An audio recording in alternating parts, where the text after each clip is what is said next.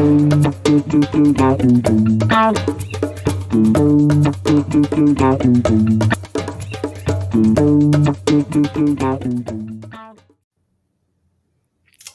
it is Saturday, April 27th. I'm here with my new friend now, right now, in the now, as a pure individual in human design. I just put that together just now. I love it. Well, I'm very excited to be with you here today on a lovely Saturday evening. Can't think of a better way to spend it. Yeah, awesome. Me too. Hmm. So, we were bantering like for 20 minutes here, Yeah, we're which is and good. then realized, oh, we actually have to hit the button and go live. Otherwise, we're just going to be uh, ranting for 3 more hours here. Yeah. So let's start with why don't you introduce yourself, and uh, and we'll see where my squirrel brain takes us from there. Sure. My name is Now. Human Design found me about 3 years ago, and I went very deep, very fast. I was telling Sean the other day that within a month of me being initiated into my body graph, I was initiated into the gray material, which you are definitely not supposed to do during your first month in human design. But it happened, and it did freak me out to say the least, and I had to step back for a little bit. But I could not let go of this knowledge, this intel. There's something very deep there. And so my experiment so far has just been about uh, settling, just following wherever my sacral response takes me. I'm a 4-6 completely tantric generator. So I have all three of the tantric channels from the sacral to the G, or the lower pentagates. And how I connected with Sean, actually, I found his website. I saw that he had the all three of the upper pentagates, and I'm like, whoa, I've never seen that before. So I reached out, and here we are. Mhm. Yeah, I thought I'd bring your body graph up on the screen just because there'll be a lot of people I know won't be familiar with this at all. But what you're talking about is these bottom channels here. And I bring these ones here, and collectively, this center, and this center, when joined, creates what's called a penta. But in traditional human design, and this is partly what we want to talk about today, is like, are we a penta by ourselves? Technically, I guess we're not. We're a composite. But if we bring all of it together, does a third person come in and there's just a third wheel? Like they're literally there just to create that orc form, or so super interesting stuff. Anyways, Yeah. Yeah. where I do you mean, here? Where to start? yeah, I was sorry, I didn't mean to cut you off there. I was just going to say, I'm not an expert in the penta in the transauric forms. Um, I mean, our whole, um, leading into today, we were talking about, okay, two-person penta. What is that? It's technically not a thing because you need that third person for the vortex to start spinning, right? Mhm. But when I talk to you, Sean, I feel like I'm like the motor or the fuel almost, because you have those three upper pentagates, and so most of the time you are actually the one who's verbalizing, right?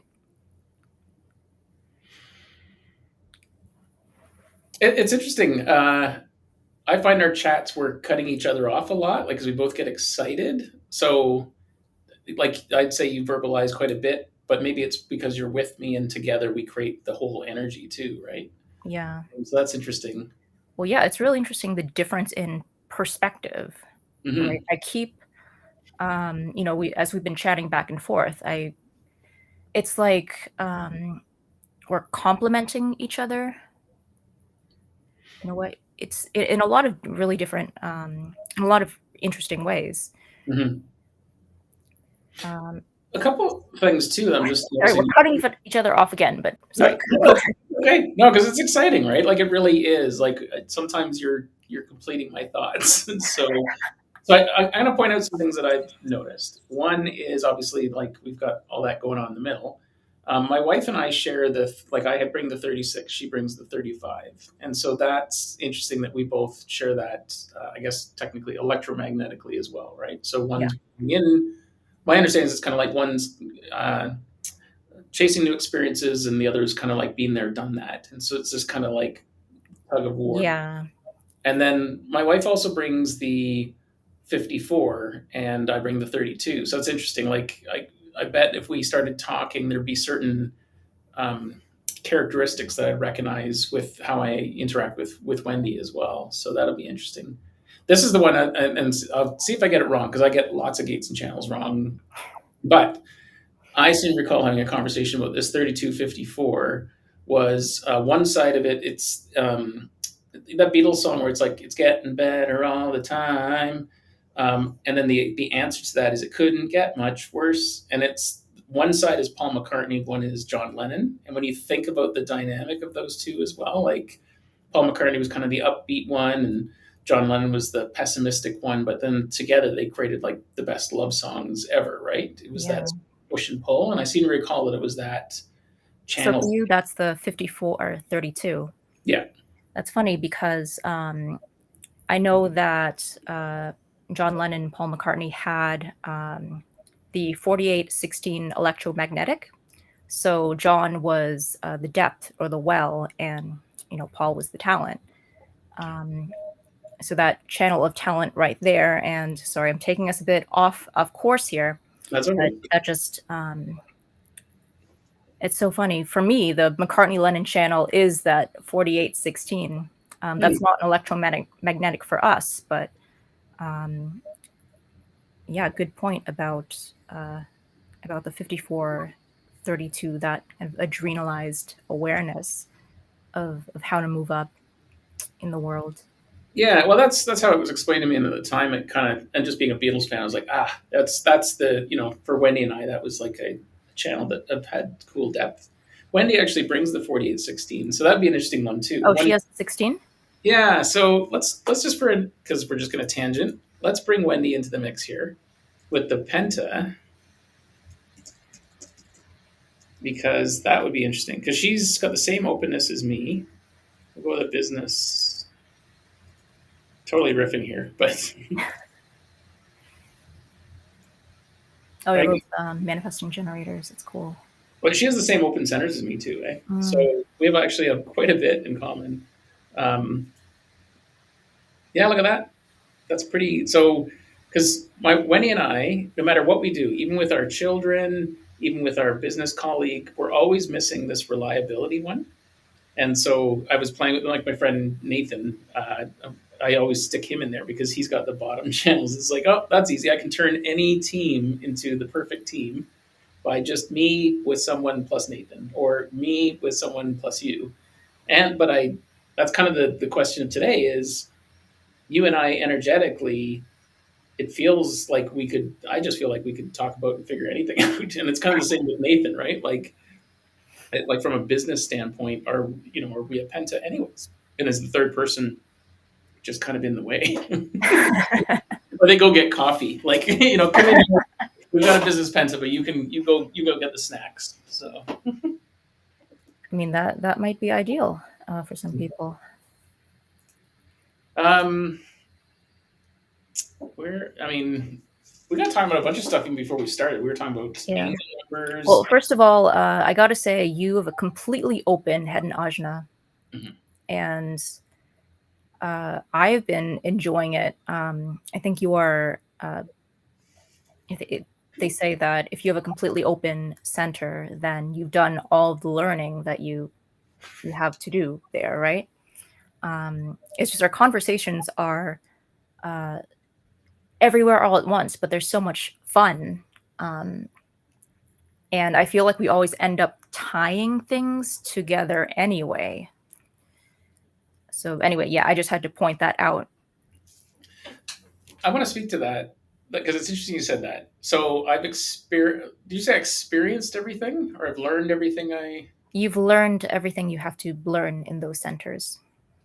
That's so crazy because I'm a 3-5. I learned by experience. The whole life is like learning by failing or getting feedback. Well, it's a bit it is from that bit is from the gray material. So I don't want to misspeak here. It has I want to say something to do with your particular crystal, your personality crystal. Or maybe I'm pretty sure it's the personality crystal. I'll have to go back and check. But that's where that comes from. Hmm. You know, I will say I am getting more and more relaxed the more I don't try to think about anything. Like quite literally, empty slate, letting life experience come to me.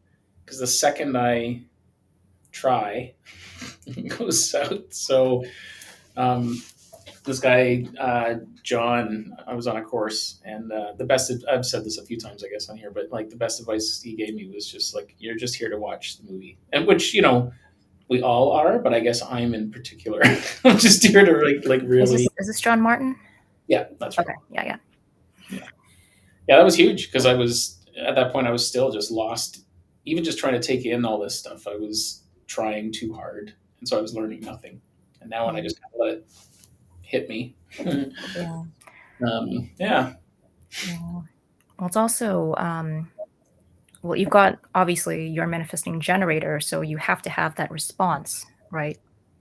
You're just life is just coming at you, and your only job, so to speak, is to respond, and it's magical. It just you're led in the direction that um, will satisfy you, the direction that you're supposed to go in.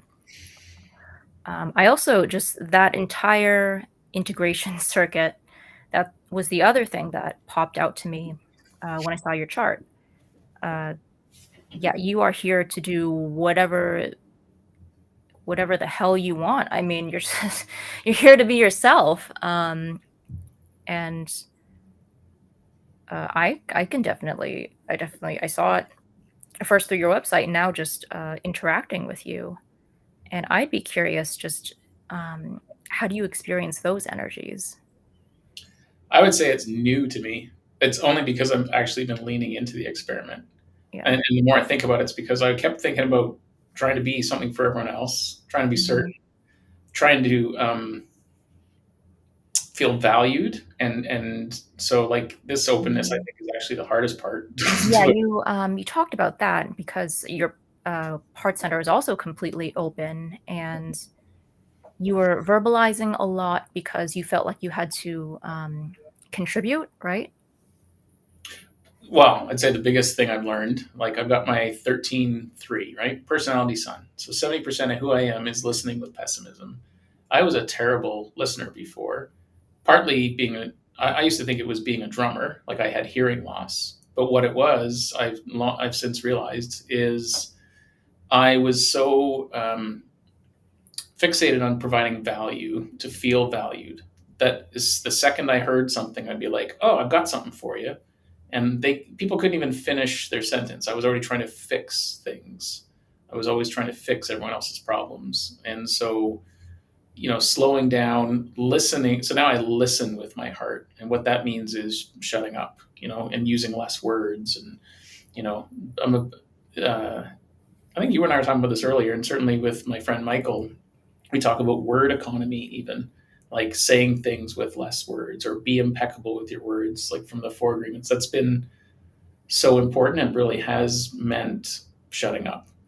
And so, yeah, I don't know why I went in that tangent other than it was understanding that 70% of who I'm here to be is to listen. I better start figuring that out. So I figured out the hearing problem. And part of it was I thought I had um, uh, hearing problems until one night on mushrooms, I realized that through my right ear, I could hear like at superhuman levels. And so I got curious about that, went into the metaphysical of the right ear. The right ear is listening for danger. 57 is listening in the now. It's like, oh shit, my body is always listening for danger. so I don't hear anything. And so once I realized my meat sac was doing that, I kind of relaxed about it, learned to listen better, stopped trying to provide immediate value. And I find now my life is vibing pretty good because I'm fulfilling that part of my incarnation cross, is kind of the way I view it. So it's been very, very interesting and very synchronistic lately, just by sitting and listening to people. And it's not even the people I thought I would want to sit and listen to. I'd be like at pickleball waiting to play a turn. And, there was a guy there today, amazing player. And I really wanted to talk to him about his serve and stuff, and never got a chance to talk to him. And he's only in town, so I'll probably never get to see him again. But just was like, oh, that's a guy I need to strategically learn from. But I ended up sitting with another woman on the stairs, and we had such a really nice chat. And she was just sharing, and I was just like receiving. And what I've realized is that was the conversation I was supposed to have. And I'm sure I picked up something from it, because I always do. But I also know, holding space for her, I feel like I got karma points, because and the things she was talking about had nothing to do with pickleball. She was just kind of like talking about her week, but she just immediately opens up to me because I've got that 13. So, and so I'm starting to really understand that the whole, if you're going to embody or become your incarnation cross or purpose, you need to start paying attention to, that guy to start. And that's kind of what I've been doing, is like, if that's 70% of my energy, that's where I'm putting 70% of my focus for now. Yeah. And so now I'm curious to, like, okay, cool. I've been digging into this one, and like, it's like literally going gate by gate and being like, how can I refine and tweak so that the synchronicities come in, so I just go through life with less friction, because that's really what seems to be happening. But for 50 years, I didn't hear anything, because I was always listening for danger, always panicked, always trying to add value. But the other thing I'll add, because I'm on this tangent, I have 42 in my sleep design, and my mom has 53, 3 times in her design, and my wife has 53 in her sleep design. So once I started exploring that, and kind of, I understood that, like, whatever you have in your sleep design is what you are not. It's your weak point, I think it's called. Yeah. So that was an interesting discovery, because it was like, oh shit, 53s are like creating all these things, and 42s trying to finish them. Well, I realized with my wife, for example, I'm a reflector when I sleep. She's a generator when she sleeps. And every night she talks about, or every morning she'd wake up and saying, like, I just dreamed about doing the dishes for 8 hours. Like, she was, it's like, or Candy Crush, like, in her brain, she's a generator when she sleeps. And I wake up in the morning going, like, where's the fire? Like, what the like, right? Because Right. Well, you're getting your sacral is getting pumped up, like, all through the night, and you just, you're conditioned into believing that this gate is a part of your waking chart, when actually it's not, and you don't have consistent access to it when you're awake. Yeah. And that is, the dream rave, the sleeping aura, really, it is underappreciated. And that's something that I'm starting to explore more deeply now as well. So that's, all these different dimensions to your body graph, and all these different nuances. It's crazy, but it's so exciting. I mean, why have I stuck around for this long? Because there's always more nuance to uncover, and it's an experiment, and it's mutating the system. And I think just my entire time in human design. Okay, here's the tangent. All right, I can feel it coming. Just, I'm not an analyst. I'm not a reader. I have sat down with people and walked them through their charts. But I just like keeping my finger on the pulse of who's really pushing this information as far as it can go. And so that's been a really rewarding, probably the most rewarding part of this experiment. And a lot of it, yeah, it's mind candy, but I'm also, just by following my sacral response, and you know, you can see from my chart, I'm a very sacral generator. Mhm. I have to, that's all I can do is respond, respond, respond. And, looking back, um, when I was younger, when I was a kid, I actually, in retrospect, was quite good at living my design. Just a very, very responsive. If it was an I went for it. I didn't go for it. And I was very fortunate, to have a childhood where I was supported in a lot of that. And I will say that I landed myself in some very remarkable situations, synchronicities, just because I was following that response. And as I got older, um, my mind takes over, everything else takes over because I have quite, mostly open centers. And I lost touch for so many years. And just now, uh, coming into this knowledge, remembering how to live my design, my blueprint, um, it's not that, it's not so much that I'm learning how to live my design, it's just remembering, it's always been there. So um, that was really profound for me as Mhm. well. And that, yeah, 2551, um, yeah, it's funny, we were just coming out of the, um, I'm not an astrology person. The eclipse was in, oh god, I'm gonna embarrass myself here. It was in gate 51.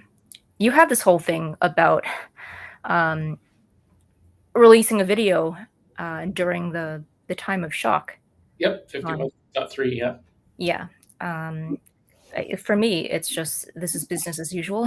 Mhm. It's just, life for me has been shock after shock after shock, and, a lot of them were really great, but just this constant, um, being initiated into new things, initiating others, and it's completely unconscious, so it's my vehicle, and now I can just, when I wanna say something, I can feel myself just, that heart center just kind of wanting to, um, wanting to shock and, uh, be a little be a little mean sometimes. Raw had that channel as well.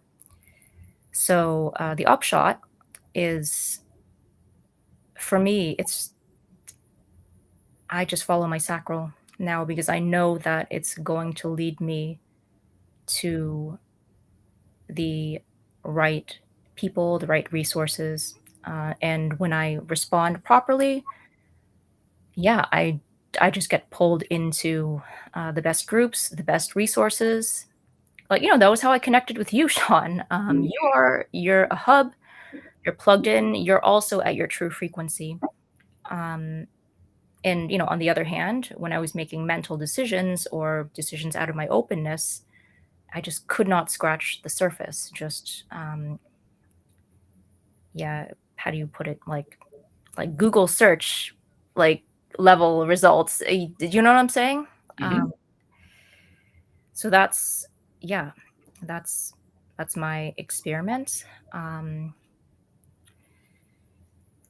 It's so many things I wanna ask you about, but I wanted the 2 things I wanna ask you about, one is we both share the 55, yeah. um, in personality in an open solar plexus.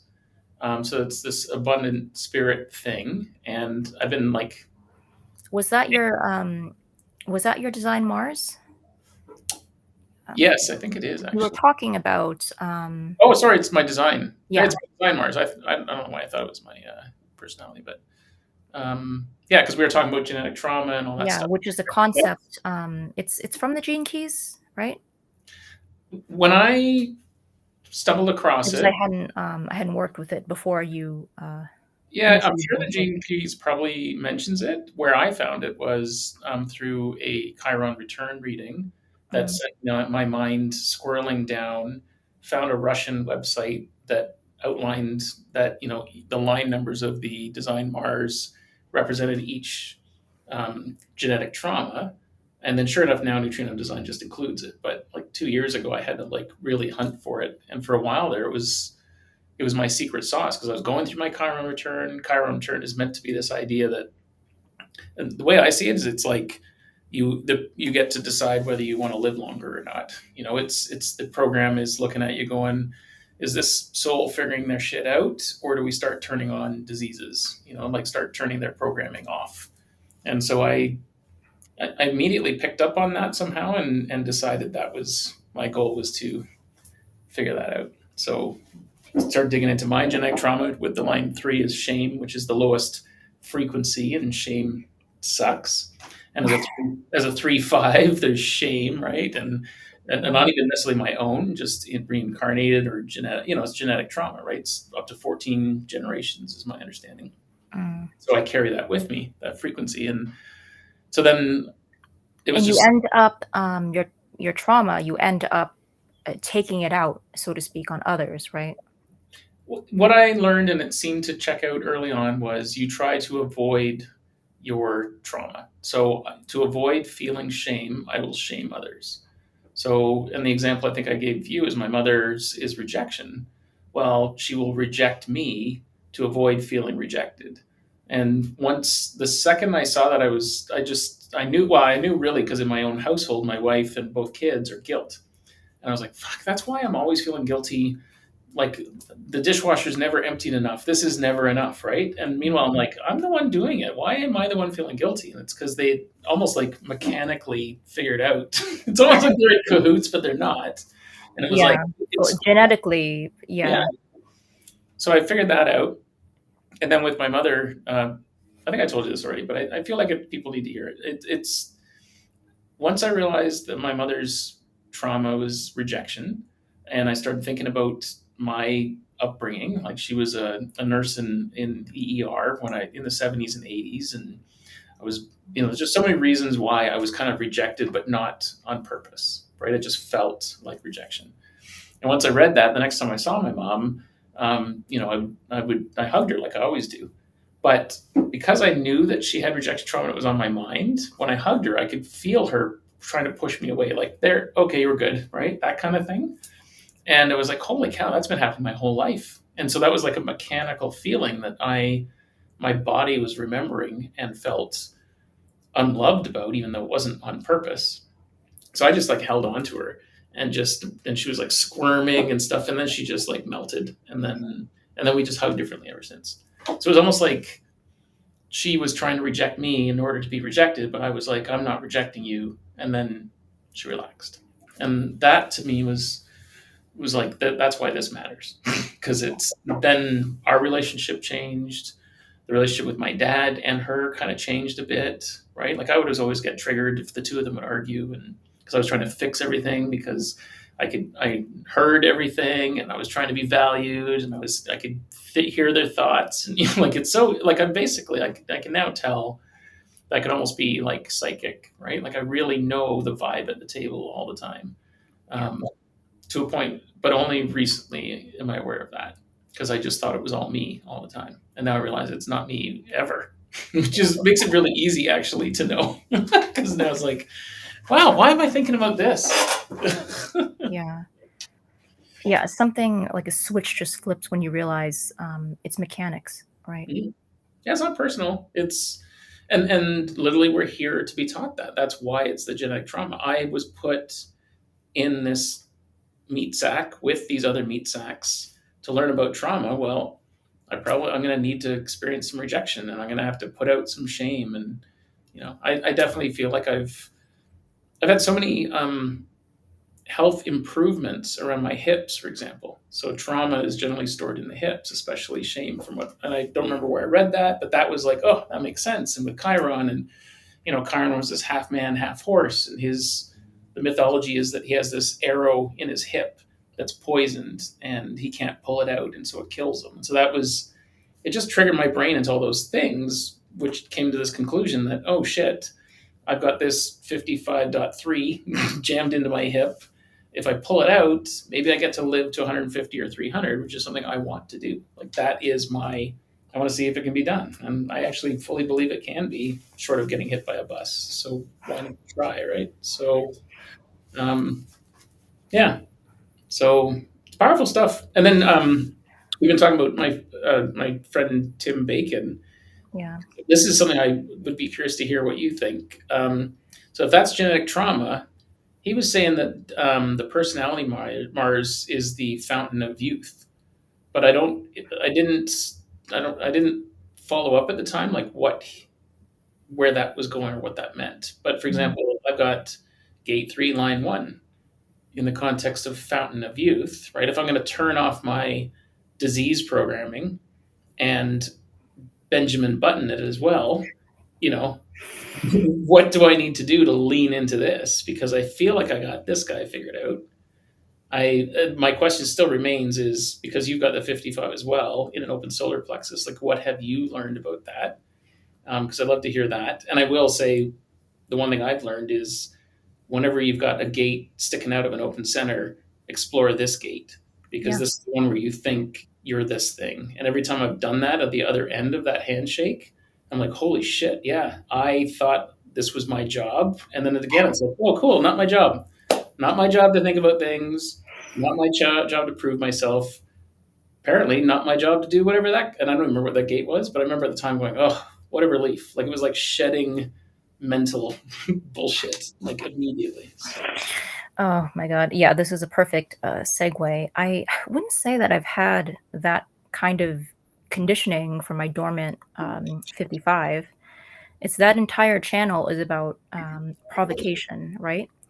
And so there have been certain people who have that 39, and I definitely find that I get provoked, emotional in either direction, positive or negative, when I'm around them. And that emotional part it's been just such a strong conditioner for me my whole life. And just a tiny little tangent here. In the multidimensional human design system, that's my only center that is uh, always undefined. So I'm just especially prone to it. Um, sorry, you're referring to Eleanor's, like the yeah, four. yeah. So Eleanor's system. So say that again. The 55 is prominent throughout. No, my solar plexus is Hmm. always undefined across the different charts Oh in wow. Eleanor's Okay. system. Yeah, Hmm. Yeah, mine is like every center is filled in my fully integrated vehicle, yeah, and so and that's a whole tangent we can go down. But yeah, like all of a sudden you're like, yeah. oh, cool. I actually have a defined heart center in with the various worlds, and then but it's not in the mental world; it's in the physical, and then so I'm looking forward to exploring that because with all the graphs and charts, and I'm going to butcher it, but like she talks about how there's portals, like a gate or a channel will be a portal from mental world into physical. And I'm going to hold on tangent here, but like, Yeah, I mean, just to riff off of that, I know Eleanor. Um, I know she's not a fan of the traditional dream rave, um, but just as I learn more and more about that line of understanding there, this these ideas of portals. That's really really interesting, and that's why our sleeping aura is so important, right? Because my understanding is in the official traditional dream rave, there are the three gates that are portals to the different programming realms. So again, another tangent, but I thought I'd throw that in. And then you get into the health codons, and each gate being associated with an amino acid, and how that might be linked to some health issues, or the health issues that you have. My friend Vicky has done a lot of really great work around that. She's researching and is always looking for more cases. So definitely worth checking that out if you are interested in the potential health implications of the body graft there. Is there a website? Like, where would I go for that? I want to make So sure. her name is Vicky McHale. I think she's at youruniquedesign.com. And I'm sorry, Vicky, if I butchered your website name there. Is this it? No, sorry, not Yeah. it. Um, You're fearfully and wonderfully made. Okay, that's not what I'm looking for. not quite it. Hold on, let me just Uh, pull it up. Your we're doing it live. okay, Because hold I on. don't really, this, it's funny. I see all Can this I? stuff with amino acids, and I don't even really know what they are. And I'm definitely interested in anything related to health or making this meat suit more optimal when it wakes up in the morning. Yeah. So So it's yeah, your UYOU uniquedesign.com. So I'm just gonna give Vicky a little shout out there. that's a cool domain name. We were talking about domain names earlier. Unique. Yeah. That's a great domain name. Oh. No, not the right. Hold on. What is going on here? It's your unique design. So if you just go to the start, Your. yeah, and then UYOU Oh, okay. uniquedesign.com. Okay. That's still cool. Very cool. There we go. Okay. Yeah. Vicky McHale. DNA. Oh, okay. And Dream Rave aficionado. Yep. And that's her She's design there also too. hilarious. Very funny woman as well. Cool. Well, maybe you can connect me with her later. I'd love to chat with her too. Definitely. Cool. All right. Sorry. Why did we came? Oh, we came here for DNA codons, though. We what? You were talking about codons and amino acids, right? So Yeah. it's So each yeah, this is from I believe Andrea Reichel Wolf's work. I believe she associated each of the gates with particular amino acids. And so what Vicky found was that there were some correlations between the gates that you had or did not have or do not have activated in your chart that correlate to certain health concerns. hmm, Yeah. cool. Yeah, I'll have to do this later. It's interesting that you bring that up because I'm definitely at a point now where I'm starting to realize, oh, I need to take care of my body because I didn't forever.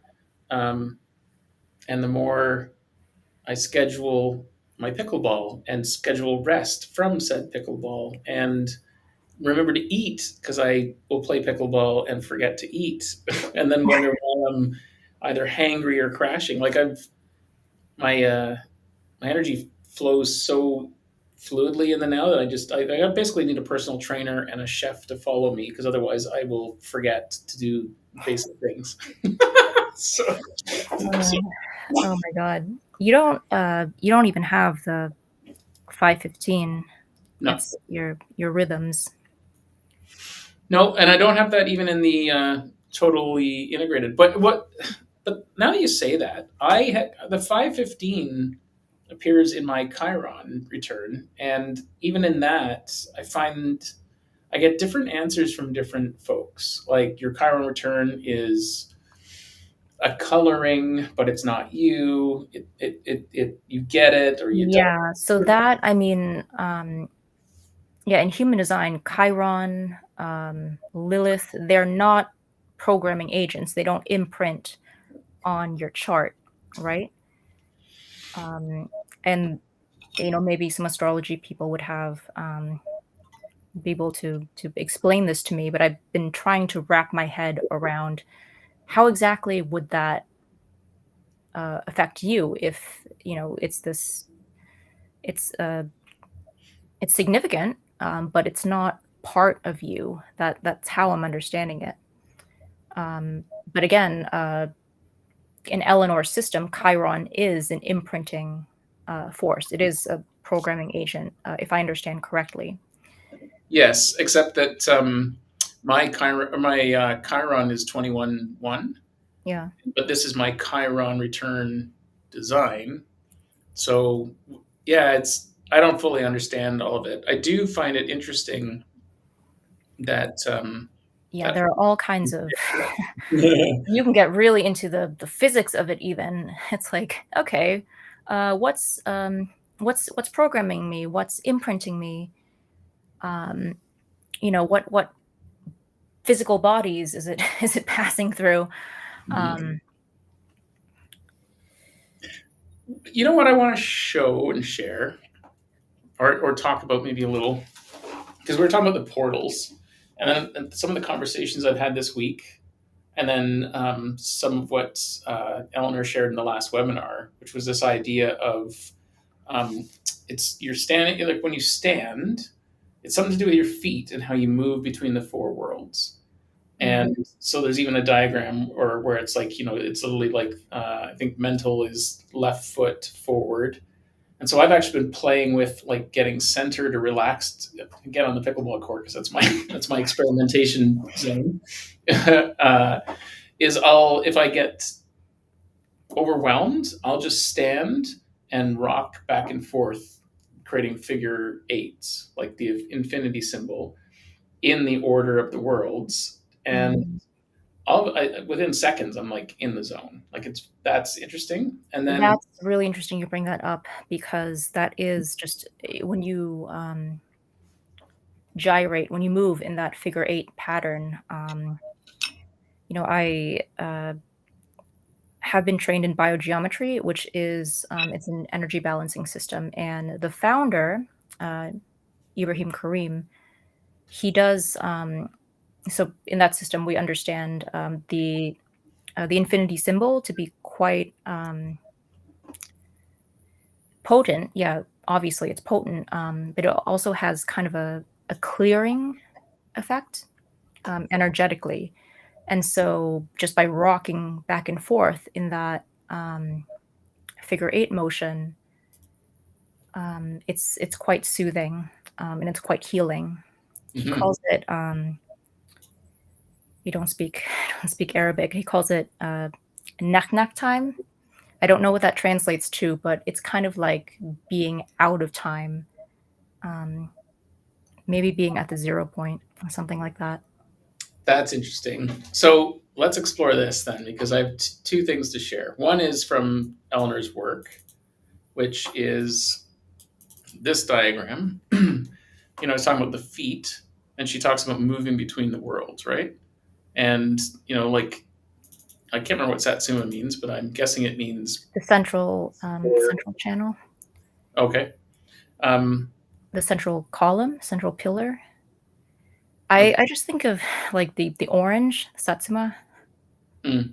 and I keep wanting to call it Shushumna. I don't know if that's related to this at all.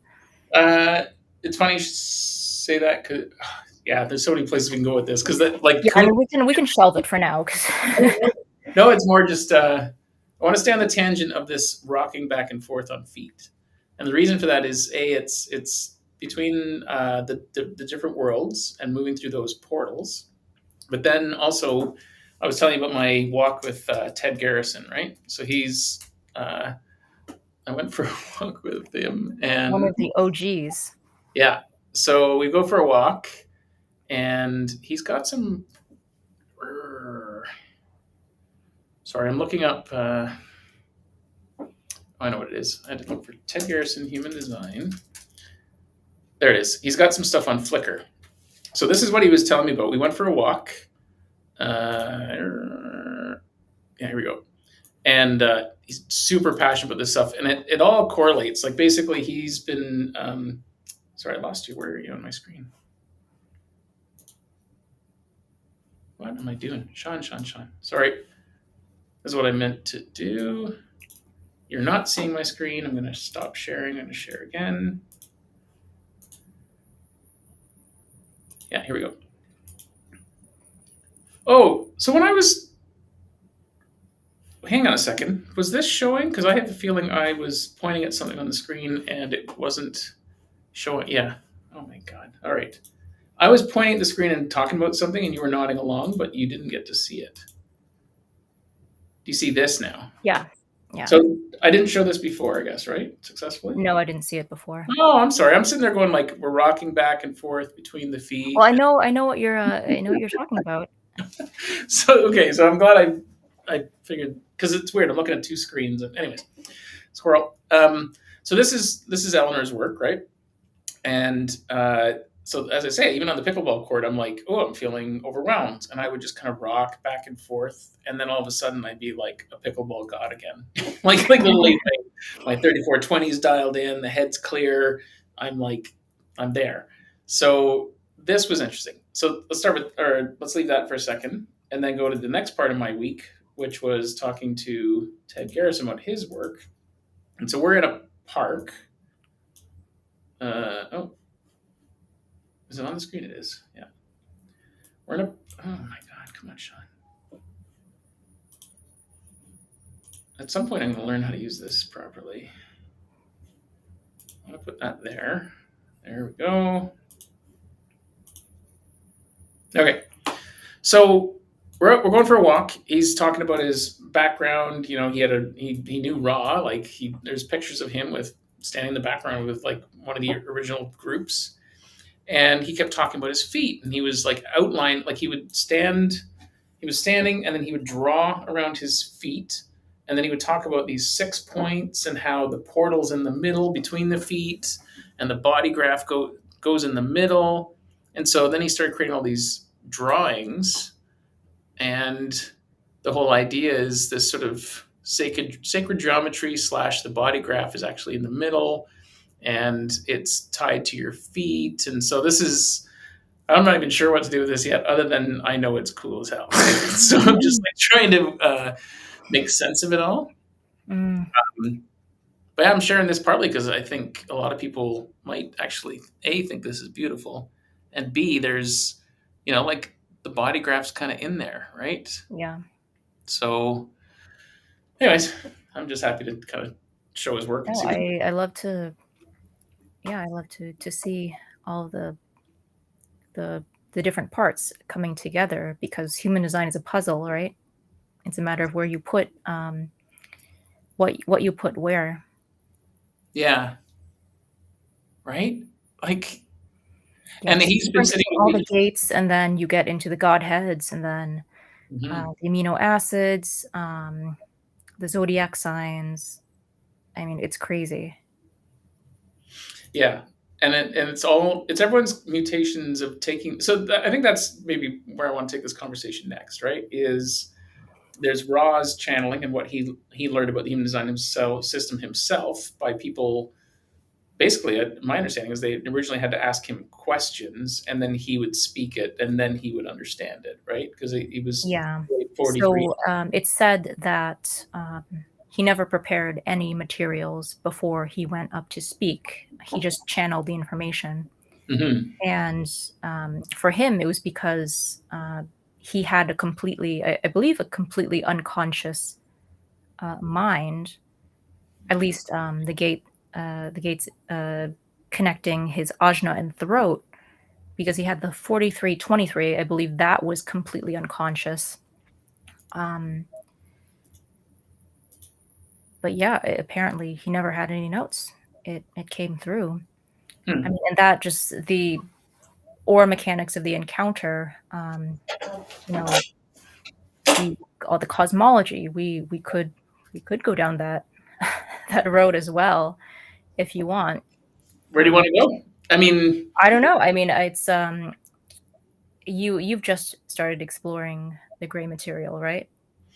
Or literally is watched it maybe just half a video so far. Yeah. on your to-do list? There's so many on my to-do list. I'm really getting the great material from you and or my other interactions right now. But well, Mhm. actually, I would love. So let's talk about time frames. So you've been in the experiment for roughly 3 years, and I'm about the same. Like I think I'm 3 years and 2 months now or something. And you hit the gray material in the first month, I think you said. Yeah. And I'm sure I did as well because I've sort of said many times the first 6 months I was like, oh fuck, I'm joining Scientology or something, right? And so I was like, oh, it was weirding me out, and I was like, nope, disregard, disregard, and it kept pulling me back in. And I mean, it's fascinating stuff. Like it's definitely not a boring space to. There's Yeah. lots of mind candy, which maybe Yeah. is why my open head and I just can't. Well, something has to hook you in, right? Mhm. In a sense, the not self always has to bring you, yeah, to hook you in. You have to get them in the not self. And Raw was very, how do you say it? Um, he was kind of rubbing it in your face about the fact that he has to dangle these carrots in front of people for them to get the information through. But at the end of the day, we get information through our fractal line. We get it in whatever way we need to get it, and is why um, that is why mutations happen, right? Because you couldn't get it through this teacher. Well, you're going to get it through this teacher. Um, Mhm. it's completely differentiated. You're the only one who can um, bring forth whatever it is that you're meant to bring forth. And yeah, that's something that I'm about to do a deep dive. Not that there are a million things I'm doing a deep dive into. Yeah, open head, open ajna. But we're both my friend Raquel Reina is doing a cosmology workshop, which we both are attending, Sean. Mhm. It was funny. I recommended you attend it, and then you realized you'd actually already signed up for it, but That's forgot somehow. um, but yeah, it's definitely anyone who is interested in um, mechanically correct channeling. Let's call it that. I would definitely recommend go check out Raquel's stuff, and she has a workshop coming up. And her take on the material is definitely um, I don't know why I'm not the words are not coming to me. It's not Raw would not have brought through this information in the way that she is bringing it through because he had his own biases about spirituality, and he called it channeling doo doo da da. Okay, I laughed, that was funny. um but he was, he filtered the information through who he was, and maybe at the time um he wouldn't have been able to bring it through in that way anyway. um Not that he was supposed to. um but yeah, I would see, just this is what I mean by mutations. And understanding the transmission in more ways that are more integrative. um, it's just so fascinating. Wasn't it? I probably got this kind of wrong, but didn't he channel the body graph and the gates and stuff in the Yeah, first? so that, yeah. And then uh, there was 4 days of. yeah, so what, well, over the 8 days, what he mostly got was, he called them fairy tales, or the gray material is called the gray material because he can't prove it. Mhm. He got something like 3 days of the practical stuff. And yeah, it was channeling. And an entity, uh, he had an entity brought it through, gave him his education. Yeah. Um, so many And there's things a here. lot more we could say about that too, because Oh, yeah. according to Raw, your so-called channeling happens in stages. And I'm not an expert in that, so I won't say too much, but it really dovetails into a lot of what is going on right now. More and more people are tapping into that higher awareness, but it's not always good information Mhm. because they're doing it in a way that's mechanically incorrect according to human design. Oh, that's an interesting Yeah, statement. so that's Raquel's workshop. Yeah, what And you just said there, though. So people are channeling things that's not correct for them. They're pulling. not mechanically correct, like not self channeling, basically. Oh, very interesting. So I find myself on YouTube a lot. It seems to be where my As do many people nowadays. yeah. But and it's funny. And of course, it's like ooh, a pickleball hack followed by a human design thing, followed by a drum video, followed by something on quantum physics, and then back to pickleball. And it's like it's just been like a ping pong match. So that's inside my head. But oh my god, where was I going with that? See, that's I mean, terrible. have you ever, if you spent, enough time around enough intuitives, you're bound to hear something, get some feedback that just feels wrong, that is just completely wrong for you.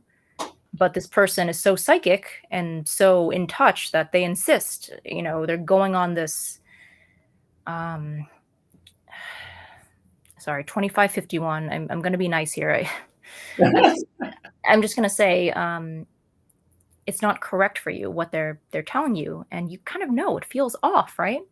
And the point is that they are not receiving the information. They're getting a download, they're not receiving it in the mechanically correct way. I That's the best way I can articulate it right now, because again, if you dive deeper into the cosmology material, there are supposed to be chemical changes in your body that facilitate um, the correct encounters. Let's call it that, and the correct education from the correct forces. Okay, I have to And then respond. besides that, Oh, sorry. people have their own prejudices and biases, projections, that whole shtick. Hmm.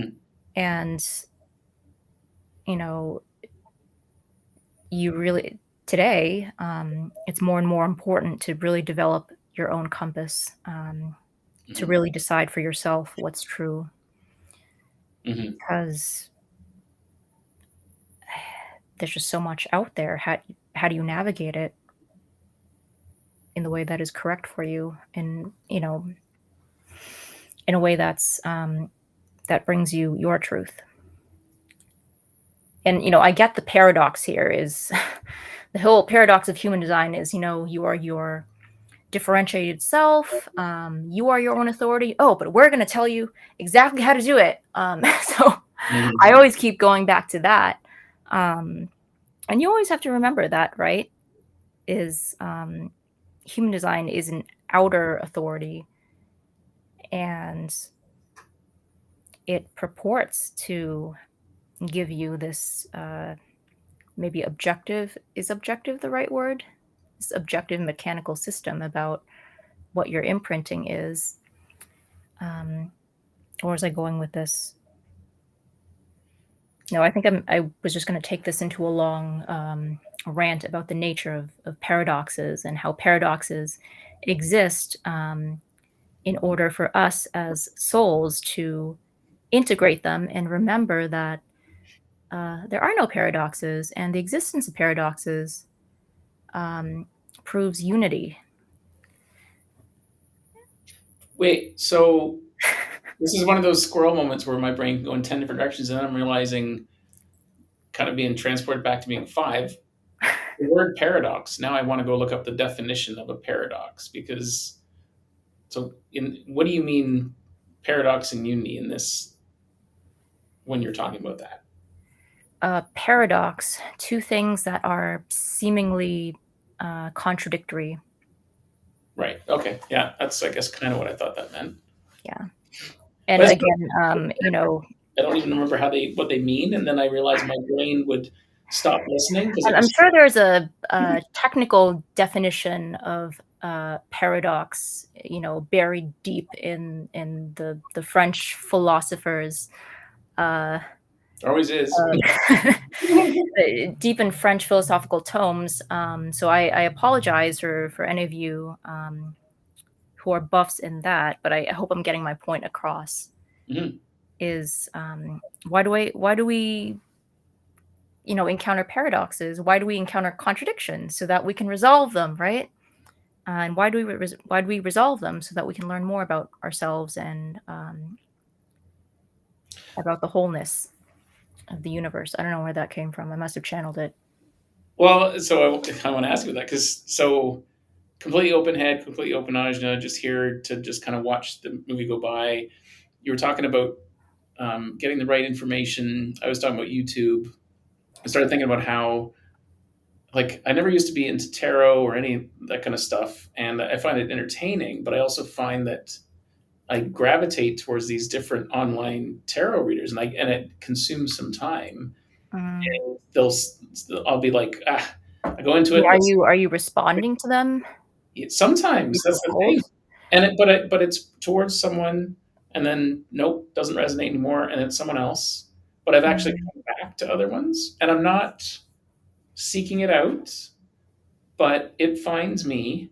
And when they're talking, I'm like, oh my god, that's me. And then I'm like, but now I'm like, is it me, or am I hearing it and going, well, that I like that reading. That sounded exciting. So I'm going to manifest in that direction because that was a good reading, right? Like actually, you know what? Well, you're the boss here, right? What's that?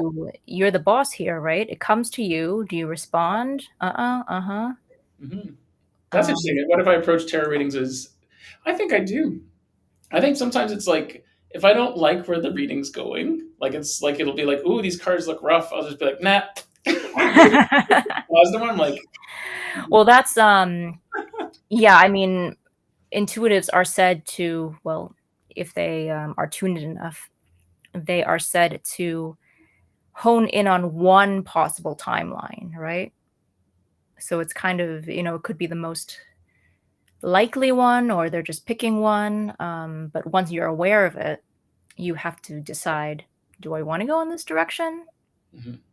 You know, Hmm. yeah, tarot, that's really, really interesting. And it's not a system that is incorporated in Ra's human design. I believe he said something. He said the voice told him the original, like, tarot was too, at this point, was too diluted. The meaning was too diluted to incorporate something like that. But I do know that there are others who incorporate that, Definitely. yeah, Yeah. into their meditation. I can't remember her name all of a sudden. She spells. Her first name is Beth, but it's like Baeth.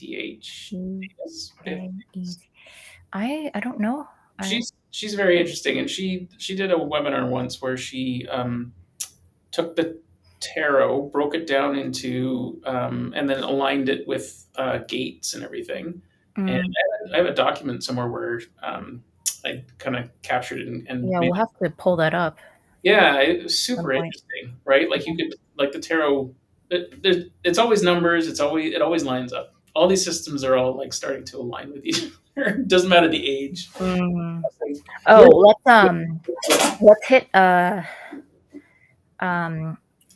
destiny cards. So that Tim Bacon, I know he does destiny cards. Cards of Destiny, is that the same thing? I thought it was I Cards of. believe so. The Robert Lee Camp, from Robert Lee Camp, right? I just in my mind I thought it was Cards of Destiny. So I'm wondering if one's what you're talking about. One might be someone's board game cards. Yeah, they're called the Destiny cards. The cards of Destiny might be, Oh, okay, maybe a that card. appears to be the same thing. Yeah, and this is an area that I know Jonah goes into as well. He had all Yeah, good stuff yeah, about. I was yeah, he really blew my mind when he brought up you can use your design date. You can pull the card of your design date. What do you mean by that? So if you're looking at the destiny cards or the cards of destiny, you can take your birth date, or you can take your design date, which is the 88 degrees before you were born. So do you mean Yeah. design sun? Yeah. So that correlates to a card? Yeah. Okay. So in destiny cards, each card in the deck is associated with a day in the year, and you have these spreads and tableaus, and depending on where one card is relative to yours in the spread, that is your relationship. I don't do the destiny cards myself, but that's my understanding of it. And so it gives you more insight into why someone is in your life, what role they're playing. Um, and so, yeah, Jonah just brought up you can use your design date. Hmm. I'll have to talk to him about that. Yeah. James Deans, someone I met through Jonah. Oh my God, where did my brain go with that? Oh, he introduced me to Karen Curry Parker's. She's got a deck where it's Mhm. basically like they're like flat. He was using them as he described them as flashcards where you could like practice with each gate. But Mm. the Oh, you booklet, brought this up. Yeah. yeah, but the It helped booklet, with learning the gates. yeah, but the booklet is more. It's more like a tarot or oracle deck. Like each gate it'll give you affirmations to do, things to contemplate, and so you can either pull it, use them like flashcards, or it could be like just pull a card and like use Mm. it. Like, why did I pull this card today? And it's Oh, I see. it's really cool. So it's like I don't know. It's very entertaining and distracting, which is probably not good for me, but keeps pulling me back in. So Yeah. Oh, that's really interesting. Like an oracle deck. right, and so that's maybe even as I say, and I want to get in the habit of doing that daily, even if that's how I can help start to remember the gates. Because I can't. I have a general idea of what I'm talking about, but I can't remember anything. You know what I Yeah, want to that talk was one of our experiments, right? For some reason, I know the numbers and the place on the body graph, and we were going to test to see whether you could access that a little about? more easily if I was here, because Wow. you have a completely open head in ajna, so you can pick up on that. Okay, let's try that. I think half the gates I haven't even read, so I don't know how I would pull them up. But let's try Yeah, it. how would we do this? Well, let's sleep on it a little bit. Maybe it'll come during the rest of this chat. Well, then I want to ask you a question. I was talking about 13.3, my personality sun. Why I'd be interested to hear you describe 70% of your personality expression. And have you seen Extremes, dreams? extremes, Oh, and yeah. So I am, and here's one area where we're complementing. I am in the vessel of love, and you're the Sphinx. So that your direction, and the way I understand the vessel of love is um, just love comes through me in a way. Um, and it's an impersonal love. And at the risk of sounding completely sociopathic here, you called me out on this. Um, yeah, and you related it to maybe it's my genetic trauma, but yeah, I feel universal love just coming through me to others. And where the extremes comes in is I have encountered, hung out with all walks of life, it seems. Um, I don't know how much you want me to elaborate on that, but just, you know, I'm cool with, whether you are very, very religious or, you know, allergic to God. And, if you're a nerd and you're into nerdy things, like, I don't know, I had a lot of nerdy interests growing up. If you were into Japanese pop culture or video games or tabletop games, or maybe you're nerdy in the athletic way. You know what I'm trying to say? It's just it's all there. Now I'm like cringing at the way I described everyone, but Right. I do. There's room for everyone um, on this planet. I really feel that. It's not that I believe it; it's that I really feel it, and I want my desire. That's my motivation, by the way. My desire is for people to differentiate and to be who they are, and to do what they love, and to be with whoever they love and get along with. Um, but can you see how that is not personal? Hmm. Well, and you kind of just like your personality son sort of taught it. It spoke of modesty, self-deprecation, which I imagine kind of, you're sort of like I can accept everyone. Um, wouldn't that be because you want to be accepted as well, right? Like you're like, Yeah. hey, accept me because I'm cool, But yeah, I know about self-deprecation. Um, Mm. I use Yeah, it like, that's definitely true. Like I am pretty individual as well, and I have to do my own thing, and it's the golden rule, right? I'm gonna let you do your thing. You have to let me do my thing. mhm, That sort of, but in not so transactional. It's imprinted in me. Is yeah, let's differentiate and let's have fun doing it. mhm. Let's talk about all this stuff because I'm noticing we actually have other similarities that we haven't really talked about yet. Um, Mhm. you've already mentioned, I think, that we're both desire motivation, which would then mean that we're both innocence for transference. So I'd be curious to your thoughts of that. But as well, I'm narrow valleys. Mm, Um, I'm my cognition is taste, but my determination is calm touch. So like basically, taste and smell is the only place we're different. mm, What's interesting was my wife's cognition is smell, so I know that really well. Like I've since, and I think she's aware of it now. I've said like, when you hear, if you're thinking like that smells funny, something's fishy about that. yeah, Or if you hear other people, it's like I've been reminding her like, pay attention to that. If you're having that thought, that's information. Or if someone else says it, they're gifting you that information in the moment. yeah. It's what drives your authority, right? Hmm. So, why do I respond to this in the first place? Well, it smelled right. So because mine's taste, it's been suggested that I should like breathe in through my mouth when I enter a room, and I Mm. will take in the vibe. And that's not always work, Not but always it's practical. no, but it's there. I can smell the room through the taste of it. You know what I Mm. mean? So I wondered, like, do you walk into a room and if something smells off, you're just like, no, My not. sense of smell is pretty acute. Mhm. Yeah. Yeah, Wendy's the same. Like, we're not allowed to have sage in the house because it's the smell of death, right? So I'm It's like trying to get it's rid of it. clearing. What's that? It's clearing.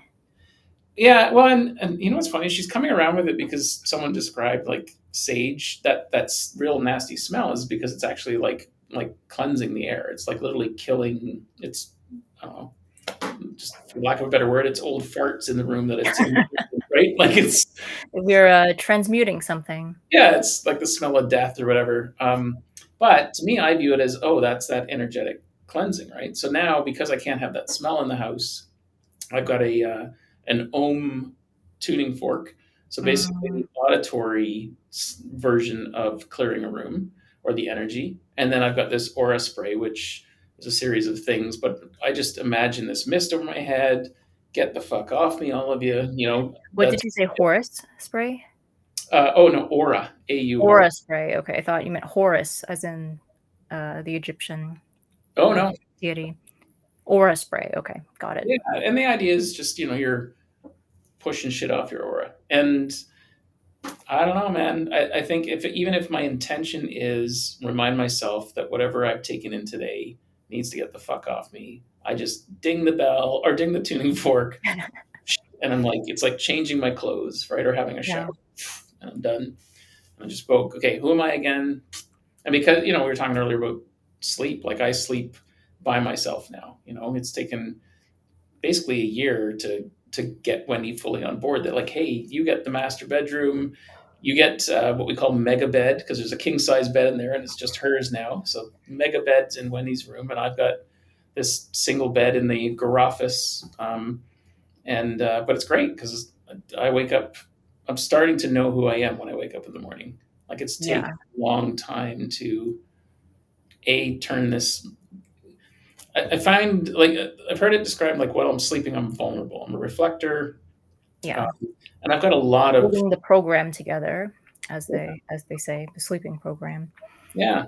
And so I would wake up with her energy all over me if I was sleeping near her. Never mind Yeah, the if she's a generator in sleep, then that means she has either the 515 or the 5027, right? In sleep. I don't know. I haven't looked at it a lot other than I knew she was a generator. So let's. I think we can do sleep here. Not sure how you do it in the web. Have a little neutrino design tutorial here. Yeah, I'm still getting familiar with the web layout. So give me a sec here. I don't know if it's.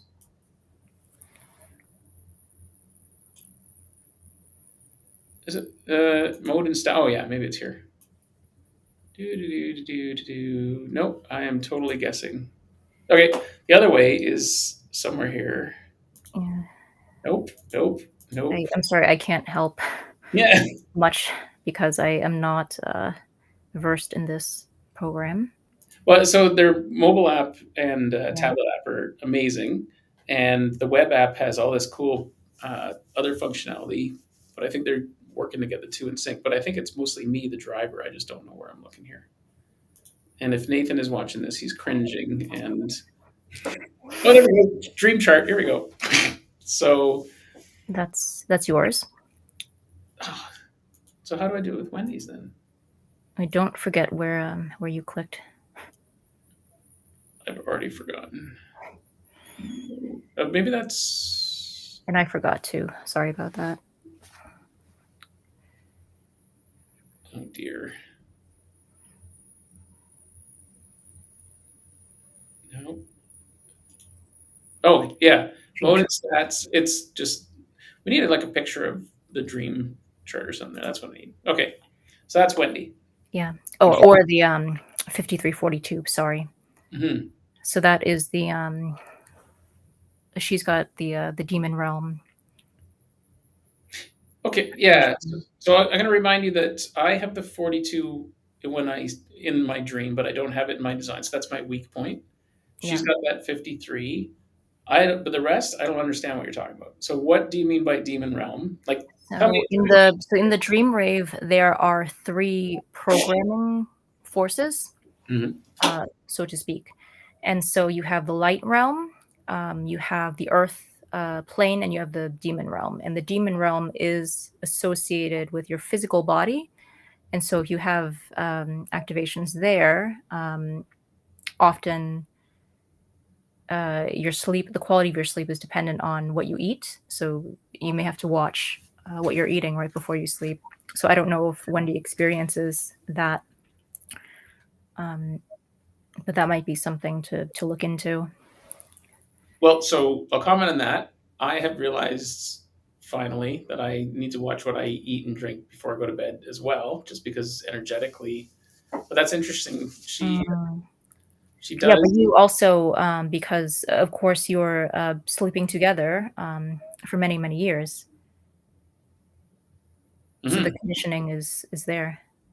Yeah, and that's what I mean. Like it's coming off because we're Yeah. sleeping in separate rooms. So it's very, very interesting playing out all those energetics right now. It's fascinating. Okay, keep going. So demon realm is the physical body. Yeah, it's associated with your physical body. Okay, and then what is light What's the The right light light? realm is it's personality crystal programming. So according to Ra, that's where you get messages from the personality crystals floating around. And so a lot of downloads will come through that mechanic. Yeah, and that kind of aligns with what Eleanor was saying. Like spirit. What was she Yeah, I saying? mean, she would have a lot to say Yeah, about Ra's dream rave. yeah. And it sounds like we do have to incorporate a fuller understanding of what sleep is. Hmm. Yeah. I'll ask her, but it looks like we're going to start doing a weekly podcast. Yeah. So uh, That's exciting. I'm excited for that. yeah, because we basically have someone that knows what they're talking about, and then me asking questions from left field. So I'm I get to learn on the fly, and I get to keep testing her knowledge, which I think she likes. I think I surprise her with my Well, questions. you're the Sphinx, right? Yeah. So naturally, well, I was telling you, you are non-personal direction. You know, other people, I think maybe they perceive that you're going in a particular direction, but it's coming through you. It's just it just is. Whoa, say that again. So people think I'm headed in a particular direction, but I don't even know what direction I'm headed. Is that what you meant? Because Well, that's sure, how I that's feel. the gist of it. But Yeah. you're headed in your direction because that is your frequency, right? Mhm. So that's just my personal understanding of the Sphinx. Yeah, the way you said it, or at least how I heard it and echoed it back to you, I was like, oh my goodness, that's exactly correct. But it's only as I let lean into it, I let go. Uh, Mm. Well, it's that response, right? You're a manifesting generator, which means that you still have to respond, and the response is right. You can push away that resistance, mhm. and I really feel that just interacting with you is when you're in that um, yeah, you're in that space, in that vibe. Hmm. Okay, let's get back to pentas and That composites. depends. So we can't draw I don't as know a, what we're getting back to. but let's do the composite thing because really, in a way, that's so. Say what you just said again, or at least talk through, how the energetics you say you feel or get from me. So what I said was you're in your true frequency. And from the human design perspective, you're a manifesting generator. Mhm. You respond, and because the response is correct, you can repel that resistance, right? You can initiate and you can start things. Um, yeah, I mean, you've got a lot of, excuse me, you've got have a lot of really great conversations on your podcast, and I enjoy every single one of our chats. Me It's too. like I can feel the direction. It's not we're not aiming anywhere in particular, but like I can feel the vehicle moving, right? I just so I call my 3 channels. I call my 3 tantric channels plus my 2551 my Ferrari. The Well, energy is there, but I have to respond to the correct opportunities. mhm. And so um with you, yeah, I feel that, we're going full speed on the autobahn or wherever, but it's very comfortable. Um, it's smooth. I want to call you the driver, but that's a technical term in human design. So I'll just say you're providing the direction to the motor. That's fascinating. I don't feel like I'm the driver. I feel like I'm going along for the ride, and I love that when I'm To go with the human design metaphor there. Yeah, we're well, you're never the driver. But you're like a no one willing, gets to be the driver in human design. yeah, but you're like a willing passenger. And in this, it's like we're not wearing a helmet. You know what I mean? So we're like this, full vehicle, single definition still, right? I think Yeah. single definition, not wearing a helmet, going, and then like we were talking about using this restream thing. Like this is the way I like to do it. I don't want to have to edit it later. Like it's agonizing. So I found a platform where I can say, hey, let's meet. We're gonna hit the little video thing so it looks like it's been polished, or well, it won't look like it's polished because it's me, but at least it looks like someone put an intro video at the beginning and the end, and really it's just me hitting buttons. And then as soon as we're done here, I probably won't go back and watch this again. I know there's gems in here, but I have so much things that Well, other people can revisit that for you. yeah. If it's a real gem, someone's going to bring it up to you. Mm-hmm. Well, and that's been kind of what's been happening too. When you talk about that flow, some of my conversations lately is just letting go of the polish, letting go of like what I should say or think, and then it flows freely. And then that isn't that what flow and channeling is, right? And so the other participants gets relaxed and flows. My first couple of times with Eleanor, for example, it didn't flow because she's got all this great knowledge. She's got this, you know, Muppet asking questions from left field, right? And she's put all this time and care into her work, and I'm asking questions having not done my homework, which I never will because it's just like agonizing. So, but it's nice to feel free to, and then this Right. magic. I mean, the point is that if you were to sit down and engineer this entire interaction with Eleanor, you wouldn't engineer it to look like this. This is just what happens, and it ends up being correct somehow. Mm-hmm. Relationship I mean, themes. you don't have to agree. That's just my take on it. No, I agree totally. I'm just kind of my brains are like, cool, next thing. But most of the relationship themes usually have a rhyme. Like Wendy and I are 6 and 3, better to be free, right? And I mean, honestly, the first time I heard it, I was like, oh shit, we're getting divorced. That's not what it means, right? Yeah, well, at least it wasn't 5 and 4, not a relationship anymore. Yeah, and was it 9 and 0, nowhere to go? Yeah, you're locked in. Right? It's all these phrases that that was raw, but you do remember them. Oh, And 7 so 2. this 7 and 2 work to do. Yeah, that's interesting. Yeah, because we're not wearing a helmet, so that.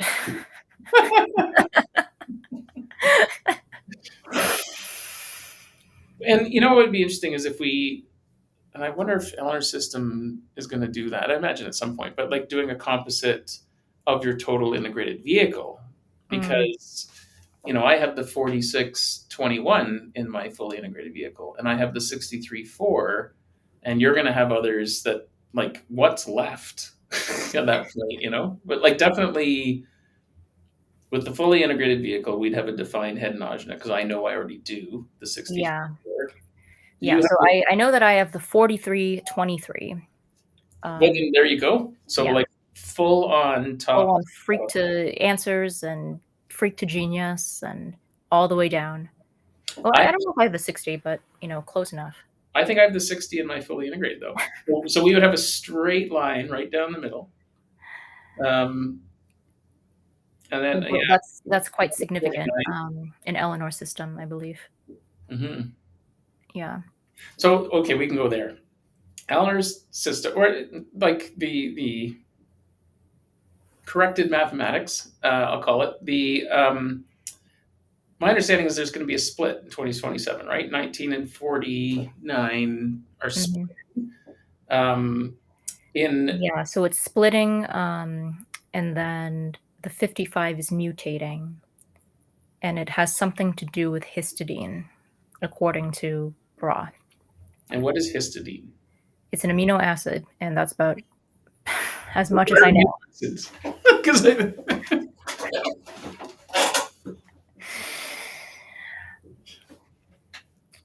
no, you're not going to. That's 2827.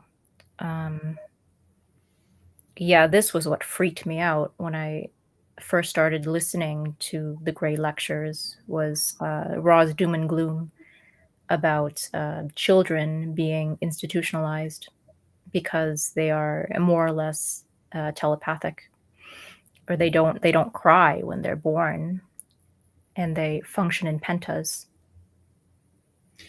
Let's go there for a minute then. So I think it was Leanne Wolf said that the rave children would be born under parents that are cross of laws and quad rights. So I hadn't heard of that before. I heard something about um, the 360 channel. hmm, okay, well, and I wonder. I mean, maybe even those correlate. But Mm. like the first thought I had was if I knew my design, I'd be like, well, if I'm cross the laws or a quad right, I'm like not having sex anymore. Who wants to be the parent of a child that's going to be ostracized, right? Like, Right, right. so, like Yeah. you don't want them to experience it, so why have them?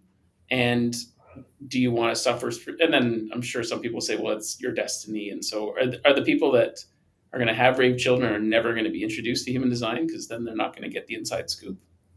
Or Mm. did I just eliminate the rape children by creating this awareness? And all of a sudden, Wait, eliminate the well, what did you say?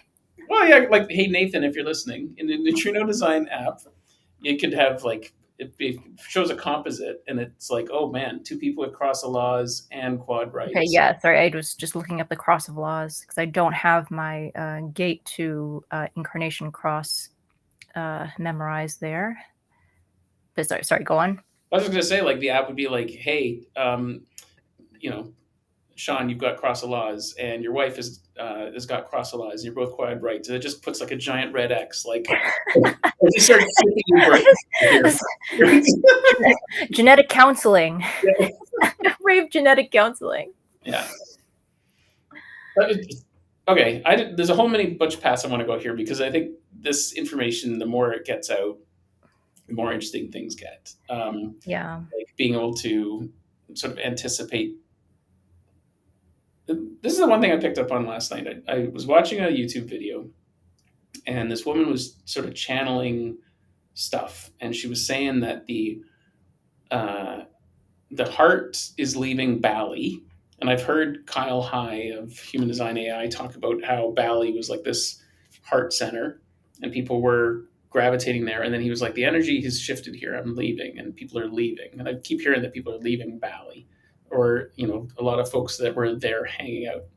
And last night she was channeling this stuff saying that the heart is moving into the solar plexus, like from Bali. And so my head's like, well, how do you move from a place into a body part? But then you get talking about this Yeah, whole, so the island of Bali, yeah, it took me a couple of moments to parse that. yeah, I mean, there is some people do understand different power spots, shall we say, in the world, being uh, the Earth's different chakras.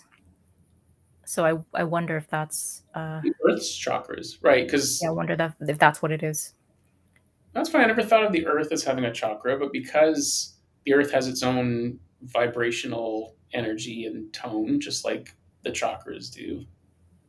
Yeah. So anyway, she was just there's this channeling thing, and it's this woman that's appeared on my radar for a couple of days now. And but Yeah, she, what is her name? it's like Gita. It starts with a G. Hmm. She's blonde. I think she's got a nose ring. Uh, lots of eyelash. Um, If I and, search Gita human design, is it going to come up? oh no, I don't think she's a human design person. Okay.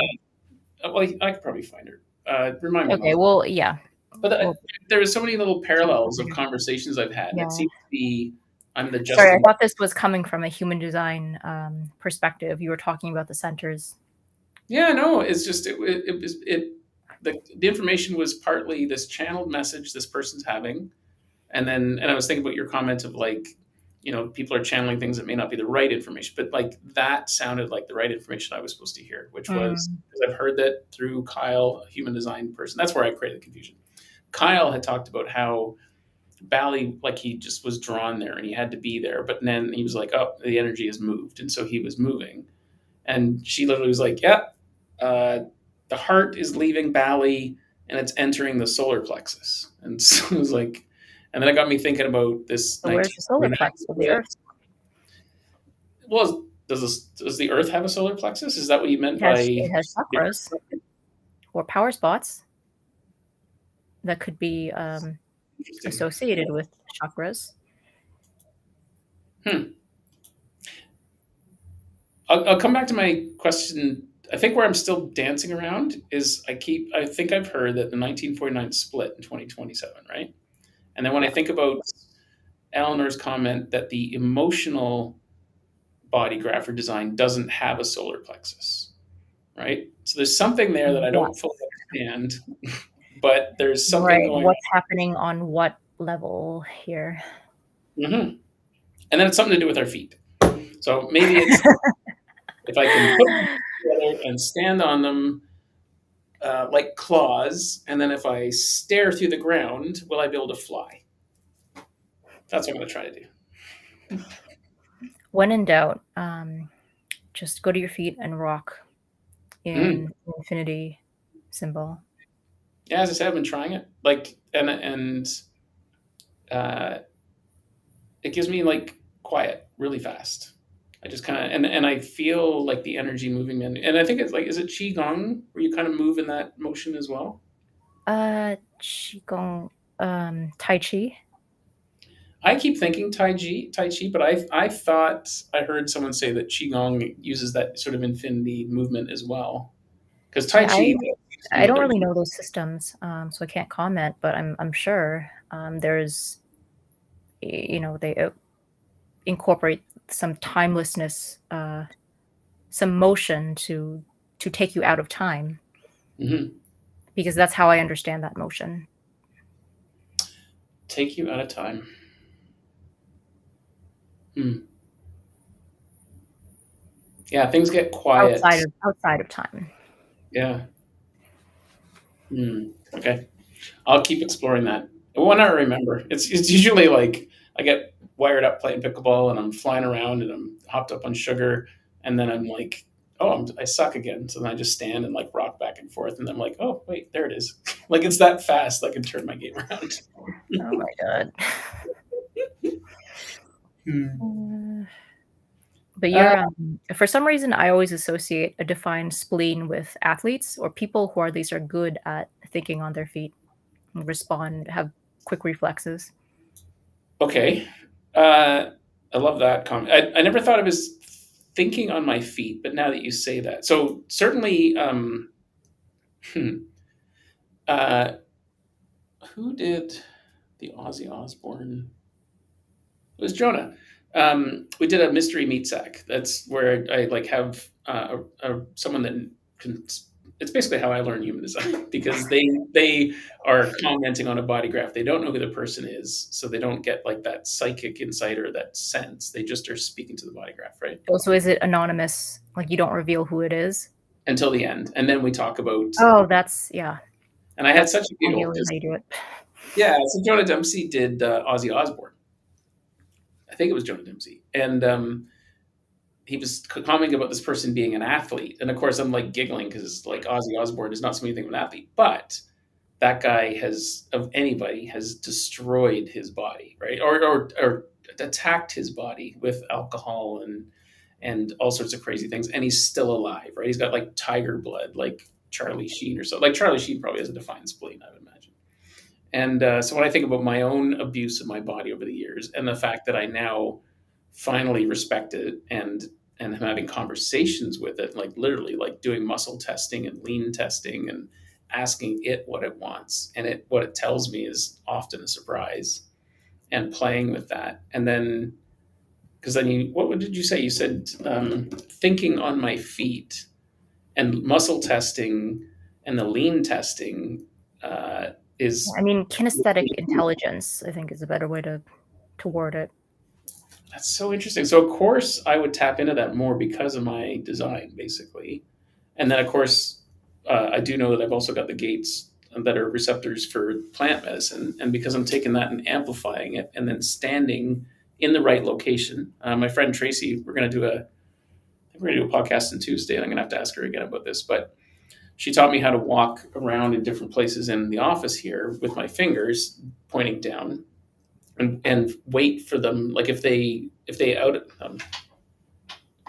if my fingers are parallel, I'm standing in the right spot. But if one finger's up or down, I'm getting like a magnetic pull, Oh, and that's so I interesting. walk around, and it like I think I'm going crazy, but my fingers are moving. And if I go stand on a spot where both fingers are level, and then I plant my feet, and then I ask my body for a yes, which is lean forward, ask it for a no, so I'm attuned, and then I ask it questions. And sometimes it's, the answers I get back, like, I'll ask it, is alcohol good for my greater good or whatever? And of course, the answer is no. But then I'll be like, but would having a whiskey right now be a problem? And it'll go, no. But sometimes it'll say yes. And so it's like remove me from the thinking of like, I need a drink or I want a drink, to, because, even having a drink it's a spirit. It gives you spirit or it takes it away. And I'm actually finding that my body will tell me when it wants the spirit, and when I do that, I'm more my creativity comes out. But it's usually in the melancholy, which then I have to watch that I don't take too much spirit, because then when you're sad, you drink, or you're anxious, you drink because you're chasing sugar. So it's been very very interesting ride where I'm learning to ask my body Yeah, wants the drink, not my emotions. right. Is this going to, is it going to boost you? Is it neutral, or is it actually going to be detrimental to you? And I And think, yeah, oh, sorry. I'm going to say, because I've got this guy here, I was certain that I should never have a drink again, or it's okay to have a drink. And what it is that I don't know. So I'll ask my body. And then it's like, yeah, today it's good. But sometimes it's like, no, stop. Um, so yeah, I'm like having out of the body. I'm observing my mind and body interact often now, and I'm doing it through. Uh, what did you say? I loved it. It was thinking on my feet, because it's that leaning. yeah. Well, literally thinking on your feet and then swaying in an infinity motion. Mhm. Yeah, and so I got to eventually explore those portal gates, and then what's in what world, and that'll give me more insights. Because one thing she kept saying, or Eleanor kept saying to me about my design is, we can talk about all that too, right? Like, her information's new, not new to her, but new new to the community, I would say. Relatively starting to gain more traction. Hmm. And I was a manifesting generator before. In my total integrated vehicle, I'm a manifesting generator. So for me, it was like just more channels. Like I have 14 channels now in my Mhm. totally integrated vehicle. But someone that's a projector, who's locked into the projector, like there's that feeling of being recognized, or they're unique, or they're special, or it's finally explains so many things. To hear that you're not a projector anymore, well, it doesn't mean you're not a projector. It It just just means means your mental world. on this level, you are on this level you are, on this other level you are not. Um, that's and you have to work out how to integrate that information. And the first part is allowing it in, Yeah. because I'm finding all the projectors are like, some are just mad at me. A couple seem to have cut me off. I mean, I always come in a little hot and sarcastic. So I was like, what if you're not a projector? Well, look, if your inner authority says if your inner authority rejects it, then reject it. The Yeah. real measure here is not who has the true human design. It's are you having a good time here? How you Mhm. doing? Are you successful? Are you satisfied? Are you at peace? Are you in awe? Is it resonating right now? Right. Take what resonates, leave the rest. And it's kind of where. So you and I are into the experiment about the same amount of time. You're a 6 4 Four 6, six. but you, sorry, Four 4 six. 6. Yeah, 4-6. But you've I mean, it seems like when you've taken the material in, you took it in like a one. I, as a quad left 3-5, I've not taken anything in any like real I depth. do have quite a few first lines, not a majority, but enough that um, I have that first line tendency. I always forget about that. So, because like, how many first lines? How do you see that? It's under I mode and stat. Yeah, you're the expert here in I mean, neutrino. some of this data is super interesting, but yeah. So I have four first lines, six. Okay, so it's it's not like I'm not investigating. But what's the relative ratio there? It's fairly balanced, I guess, in mine. What's Oh, I mean, yours? I can see the hermit in you, the line twos. Yeah, let's talk about that for a second. Back to Chiron. I'm a 2-4 according to Chiron.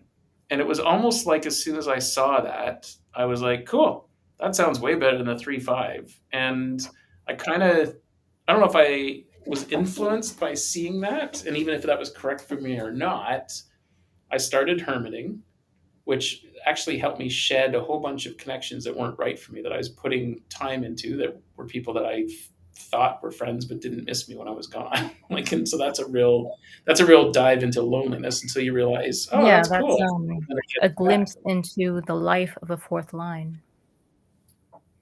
And then yeah, the connectedness, right? I'm like, cool. And I am getting more connected, but it seems to be the synchronicities because I'm vibing my outer authority, because I'm dialed into my personality sun, because I figured out how I was fucking it up before. Now we came here. Oh, because we were talking about lines, Yeah, line percentages. right? So Loading your chat. this is yours now. Yeah, Oh yeah, seven first lines. Okay. yeah, and then pretty evenly distributed. 2, 4, 6, Yeah, four and is just one line. 3 Four, is I have one third line.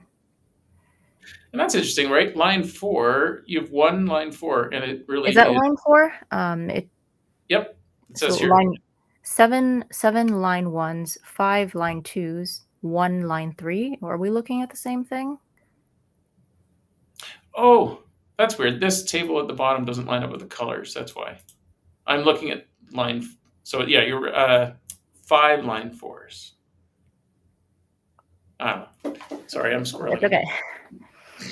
But I do have 5 sixth lines. So yeah, I have had my fair share of bumbling around, bumping into things.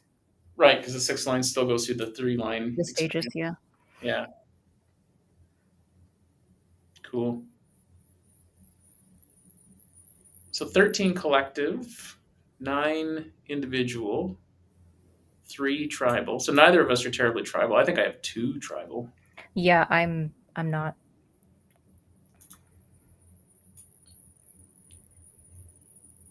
Yeah, 2 tribal.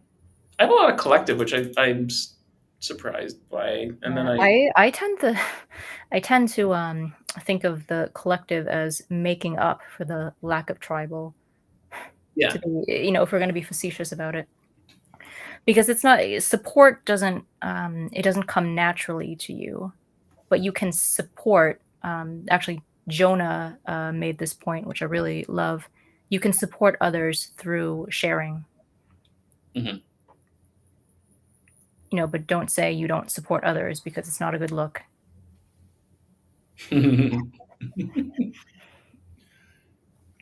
Wow. Yeah, yeah, yeah. I got all this anarchy in me. Right. I've got the tribe is observing me. They either like me or don't. I'm universalizing things, shortcuts for the collective, but I generally moan about government and religion, and don't get me started on our medical system. So I end up doing a disservice to myself. I'm trying to say like, hey, check into this metaphysical stuff and da da da da. But I usually say it's because your doctor is casting spells on you by saying, well, I guess you're just going to take Advil for the rest of your life. And those in the tribe in that industry don't like hearing it, even though it's true. They're not doing it on purpose. They just are in the system. Right. Don't see it. It's a marketing thing, right? Yeah. Yeah. Yeah. Hmm. We're going to keep jumping around, but calm touch in narrow valleys, because I know what I know about that. Do you want to speak to calm touch? Yeah, I mean, calm digestion. I My entire life, I have not been able to eat in a group or have a conversation while I'm eating. It is so distracting to me. I've always hated it, and this explains why. So that was really validating. I do a lot better when I can eat on my own, or at the very least, not be expected to hold a conversation with you if we're eating together. That is the minimum. And socially, it's difficult, but I'm trying to work out the compromise there. Uh, touch. Well, let's stay on that for a second because I Okay, so calm. The calm. yeah. So the calm. So you always knew you didn't like having meals with people, right? Yeah. Right. That's so interesting because I didn't know that. How I found it was I thought I was lactose intolerant. For example, like I couldn't eat ice cream, and that wasn't true. It was I can't eat ice cream within 6 feet of someone that's in a bad mood because all of a sudden it's like razor blades or I feel nauseous, and so I'd be like, wow, what? Like I must be, but I could eat a tub of ice cream if by myself, right? Well, So I wonder if that has something to do with your 55 as well. So your 55 is unconscious, right? So it's your vehicle, your body. yeah, And the 3955 is associated with food, emotions around food, eating disorders. So I wonder how that might have come into play back then. fascinating. I hadn't even gone down that path. It was just more like personal discoveries of like, oh wait, like this Christmas I had our family meets and it's like 17 people, so it's grandkids and it's a shit show. I love them all, but it's torture for me. And but this year I went there knowing, oh right, if I can feel people's energy when I'm eating. So it was actually the most relaxed Christmas dinner we've had ever that I can remember. But I still had to get up from the table within 30 seconds and finish my food in the other room.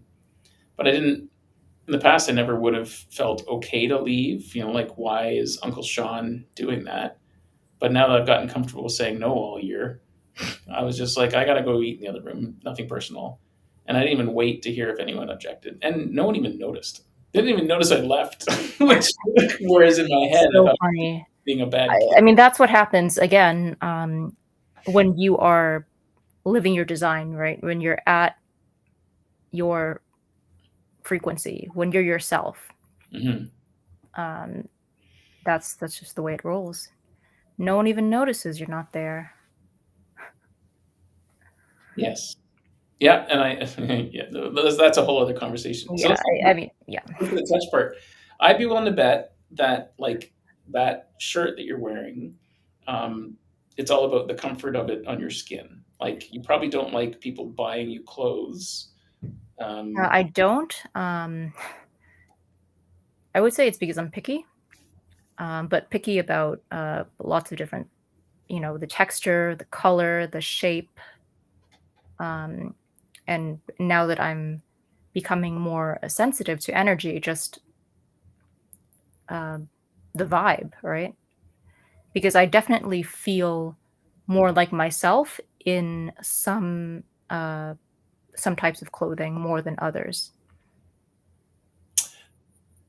wow, so many things there, right? You got the define G, so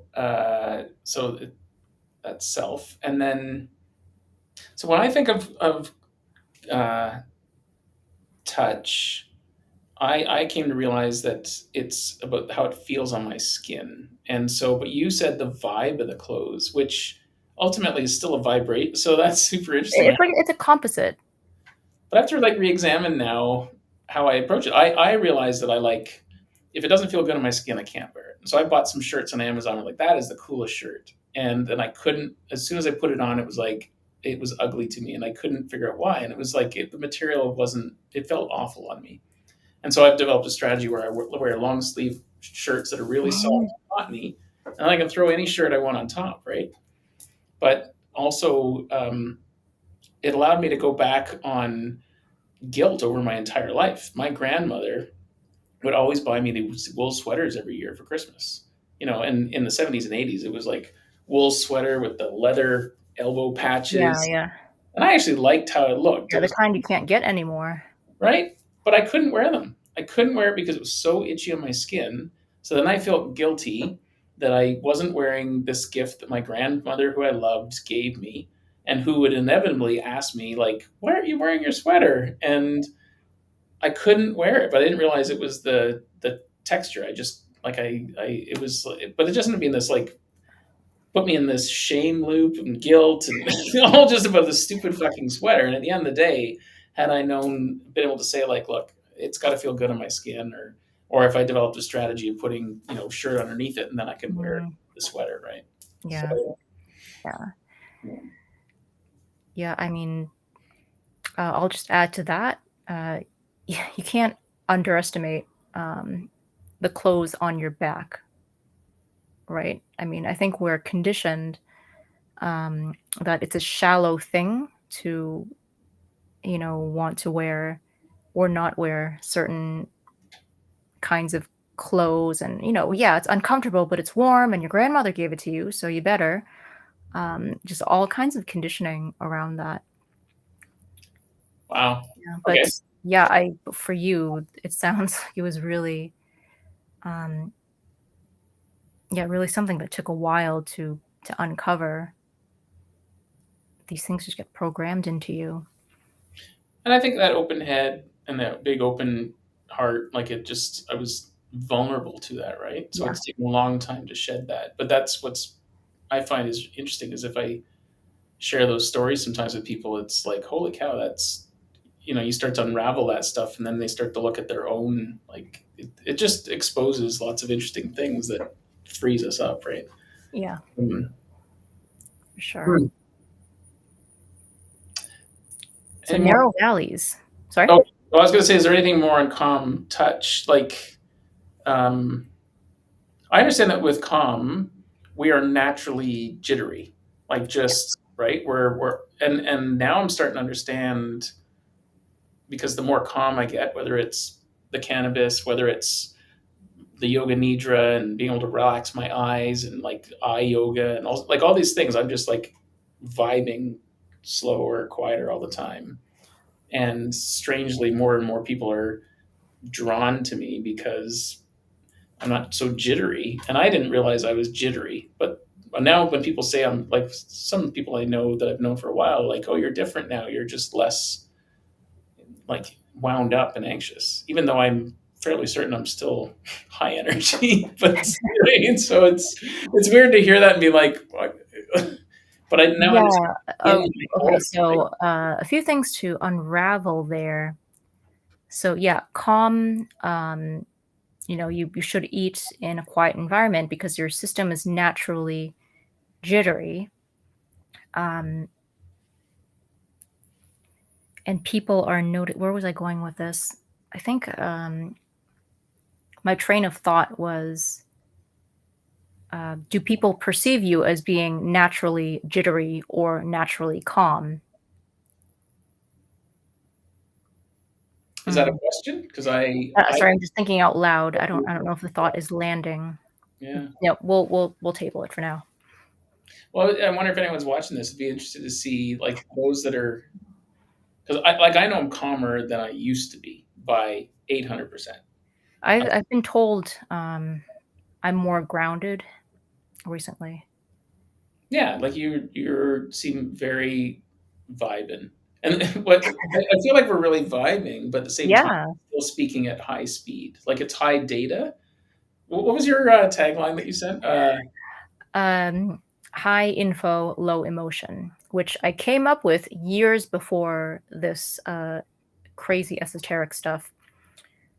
But actually, you can see it in my body graph because open solar plexus in every dimension, apparently.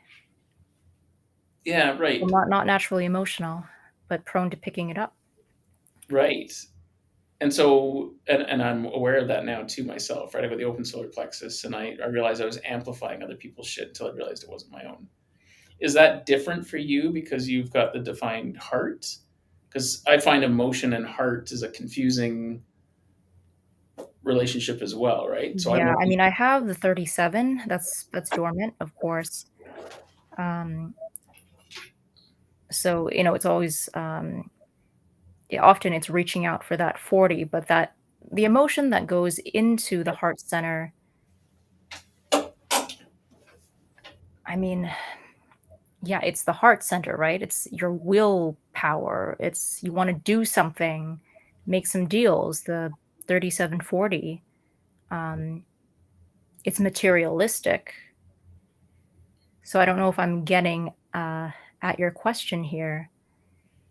no. I think just keep I going. that's kind of my emotionality is okay. Are we going to make this deal or not? What are you offering?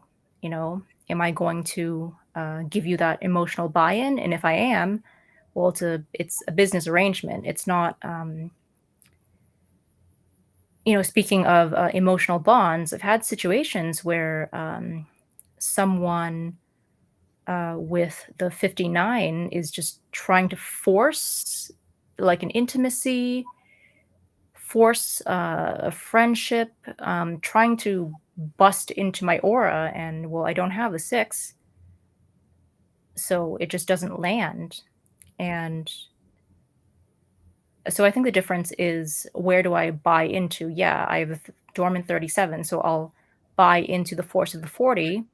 I don't have the six, so for example, there's just nothing for them to hook onto in that case. Super interesting. Um, And that's the 59-6 is Eleanor associates it with breathing, right? mhm. Yeah. Yeah, Wendy has the six, I think, and it's been suggested to her many times. She's a 6 2, and like breath work and getting in touch with the breath, um, and she has been lately. We have this place, Funky Town, and we have this amazing breathwork facilitator, Catherine, and Wendy's been going, and like just the changes in her demeanor and calmness lately, just from attending those breathwork classes, have been, and then just being having that suggested. I think she got the hint, and now she's getting the rewards. Right? She had to. She wasn't getting it from me. I was because she tuned me out long ago.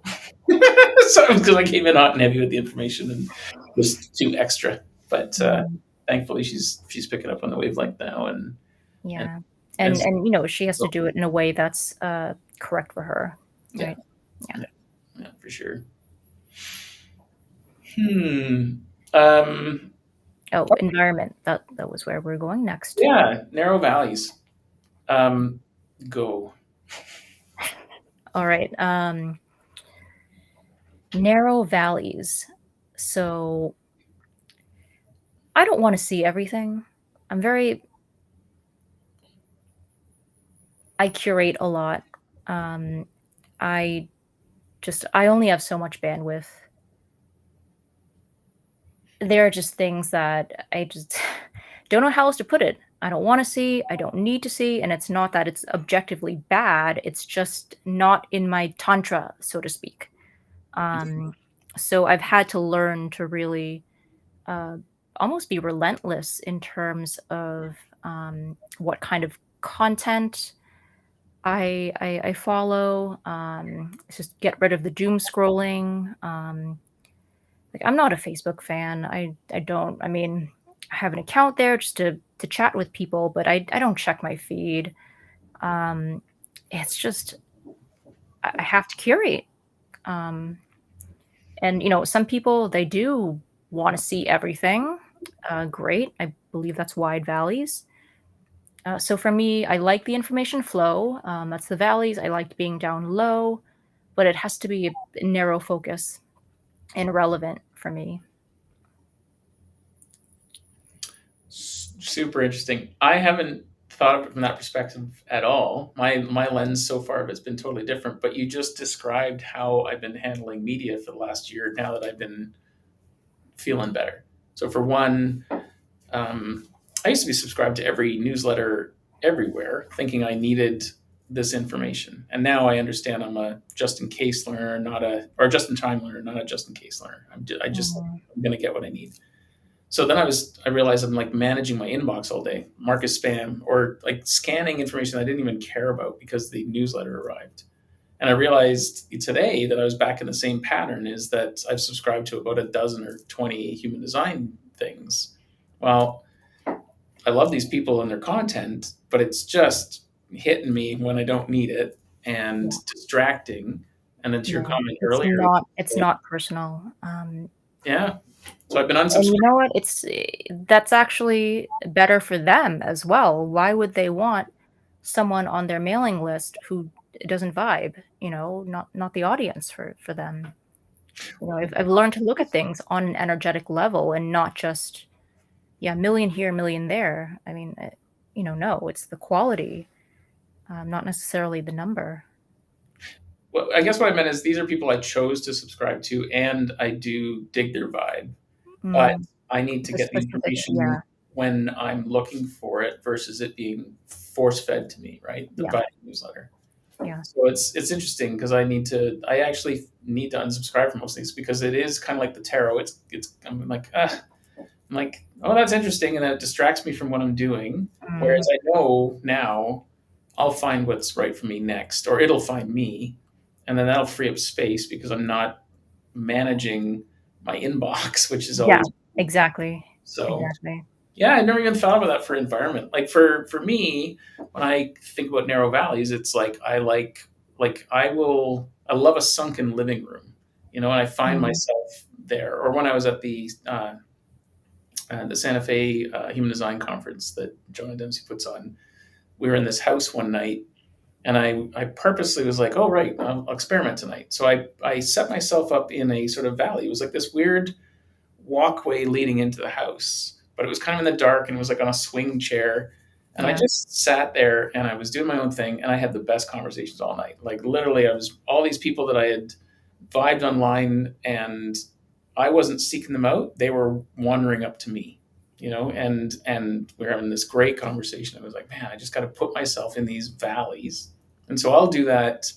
I'll go to the local pub being aware of my calm digestion of everyone's energy around me, right? So I'm eating in a place where other people are, but I call it my valley time. I use it to recharge my battery. So I'll yeah, be there, I'll take my AirPods, I have my iPad, and I'm just like playing a video game or, I'm not doing anything that'll stress me out. So I can then, other people's stress isn't really impacting me. yeah. Somehow like charging my battery. So I'll get like an hour, Mm. hour and a half, and I'm like, okay, I'm done, go. That's amazing. It's basically, it's like being alone in public. Mhm. I know that, yeah, that comes from partnership analysis and human design. So I'm not using it in that context, but what you described, yeah, that is my ideal. If I'm going out, my ideal physical location to get myself in. Yeah, and to further that, I will because I'm at the pub. The food choices are greasy, salty, and the drinks are alcoholic. So I find myself being careful when I'm eating because I want Yeah, to charge the I battery. didn't mean pubs specifically, but just the kind of, Right. yeah, the values that you're talking about. Yeah, Yeah. Oh, for sure. Yeah. I guess what I'm saying is my strategy is go to the pub. But yeah, you would like to be in a place where there's lots of people around milling about. You're like in the center of the activity, even if you're by yourself, headphones yeah, in or whatever. Yeah, that's a yeah. And there's like a inability to curate or to see or not see. Uh, yeah, sorry, Human design uses so many mundane terms in jargon ways that every time um, I use a word like see, I second guess myself. Anyway, Use but the word. yeah, you know what I'm trying to say. Everyone knows what I'm trying to say. No, I didn't hear what you said. A term like SIA. Well, I was just saying that in human design, there are so many mundane words that are used in specialized ways that are jargon in human design. So I said, I use the word see to see. Well, that is, oh God, the it's escaping me. I'm thinking of outer vision, so I don't want to confuse that with outer vision, for example. I don't know much about outer inner vision yet. I've read it, and I'd like you to explain it to me. There's a few people that are in my fractal lately that are outer vision, and I don't Yeah, really they have to see understand. things in their world, like in their, in their outside world. Inner vision, okay, what do you imagine? That's my understanding of it. Huh. Okay. So outer vision, like video call, would be really a lot more helpful for them.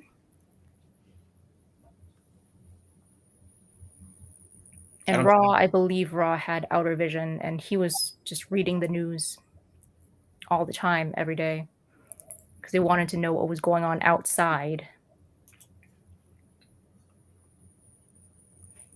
See, outer Uh, is it- hold on.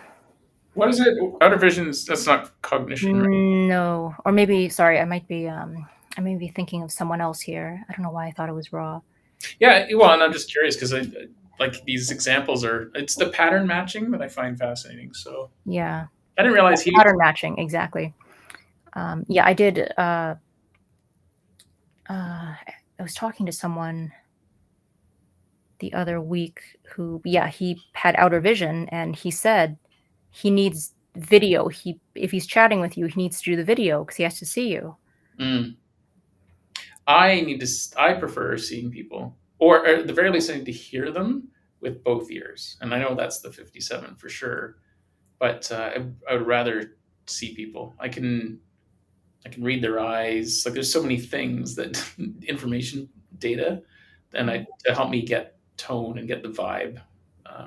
But I guess I think it's more auditory for me for sure. yeah, And well, we've talked about that, right? Like we're using this tool called Volley, yeah. and so we're occasionally there's text going back and forth, but I send you video. And for I think every time you've sent me audio, so and Yeah, it's well, because I'm usually not in a place that you would want to look at, um, is not aesthetically pleasing. But it's actually worked out quite well for us. mhm. Again, you send the video, I just respond in audio, and we still can maintain that free flowing back and forth. I didn't think that I would be a fan of audio messaging. I haven't done a lot of it, but you're really initiating me here. Um, I think it's the async nature of what they did with that tool. Like yeah, they made the video really easy where I can start talking and I got to remember to actually like if I ramble too much, go okay that was draft one. So I'm gonna be working in the future of like send you well, the when I send audio, I it gives me 3 minutes. There's a limit. yes, you're on the free one, yeah, which is Yeah. all three. I mean I think when they started 3 minutes was the max always, and they call it the 5 Bs: be brief, baby, be brief. And Mhm. so, I mean, the reason I love the platform is a bunch of reasons. One, it's more asynchronous. I can respond when I'm inspired to. So instead of like, hey, on Monday, let's meet at 9 o'clock to discuss this thing, and really we're just trying to come to a decision by bantering back and forth. But what if I'm not feeling it on Monday at 9 o'clock? But you can instead say, ask me a question like, hey, I need your thoughts on this. I can see it, listen, be like, I'm going to flag it to Mark later. I need to let it contemplate. Yeah. When I respond, it replies in that thread back to you, feeling like I've just responded in the moment. But sometimes I've had to take a moment to think about it. Yeah. Plus, The it's threads is really handy too. Sorry, I didn't mean to cut you off.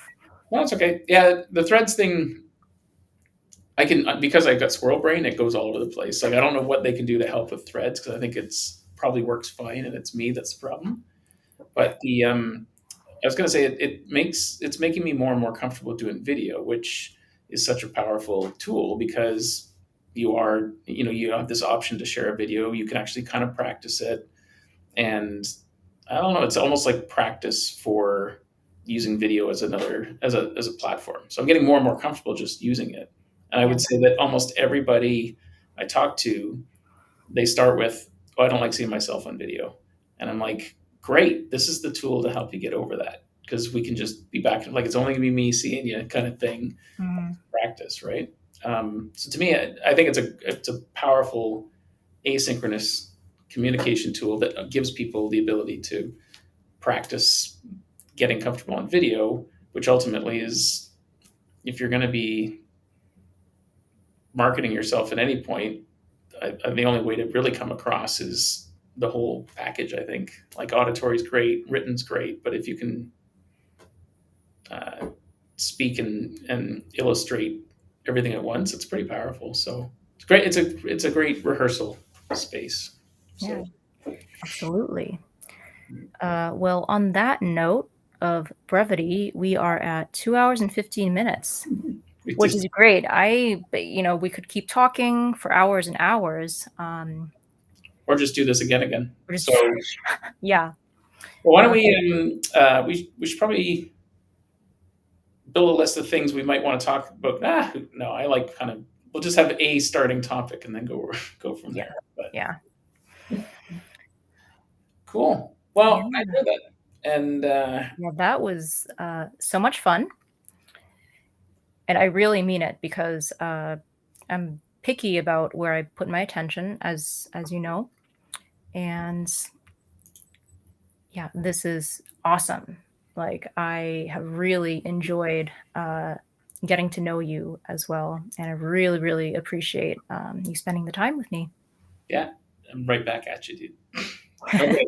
Do All that right. thing where I look polished by doing a video clip, and I'll end this and stick around though. Okay. Yeah, for sure. Okay. And transmission. And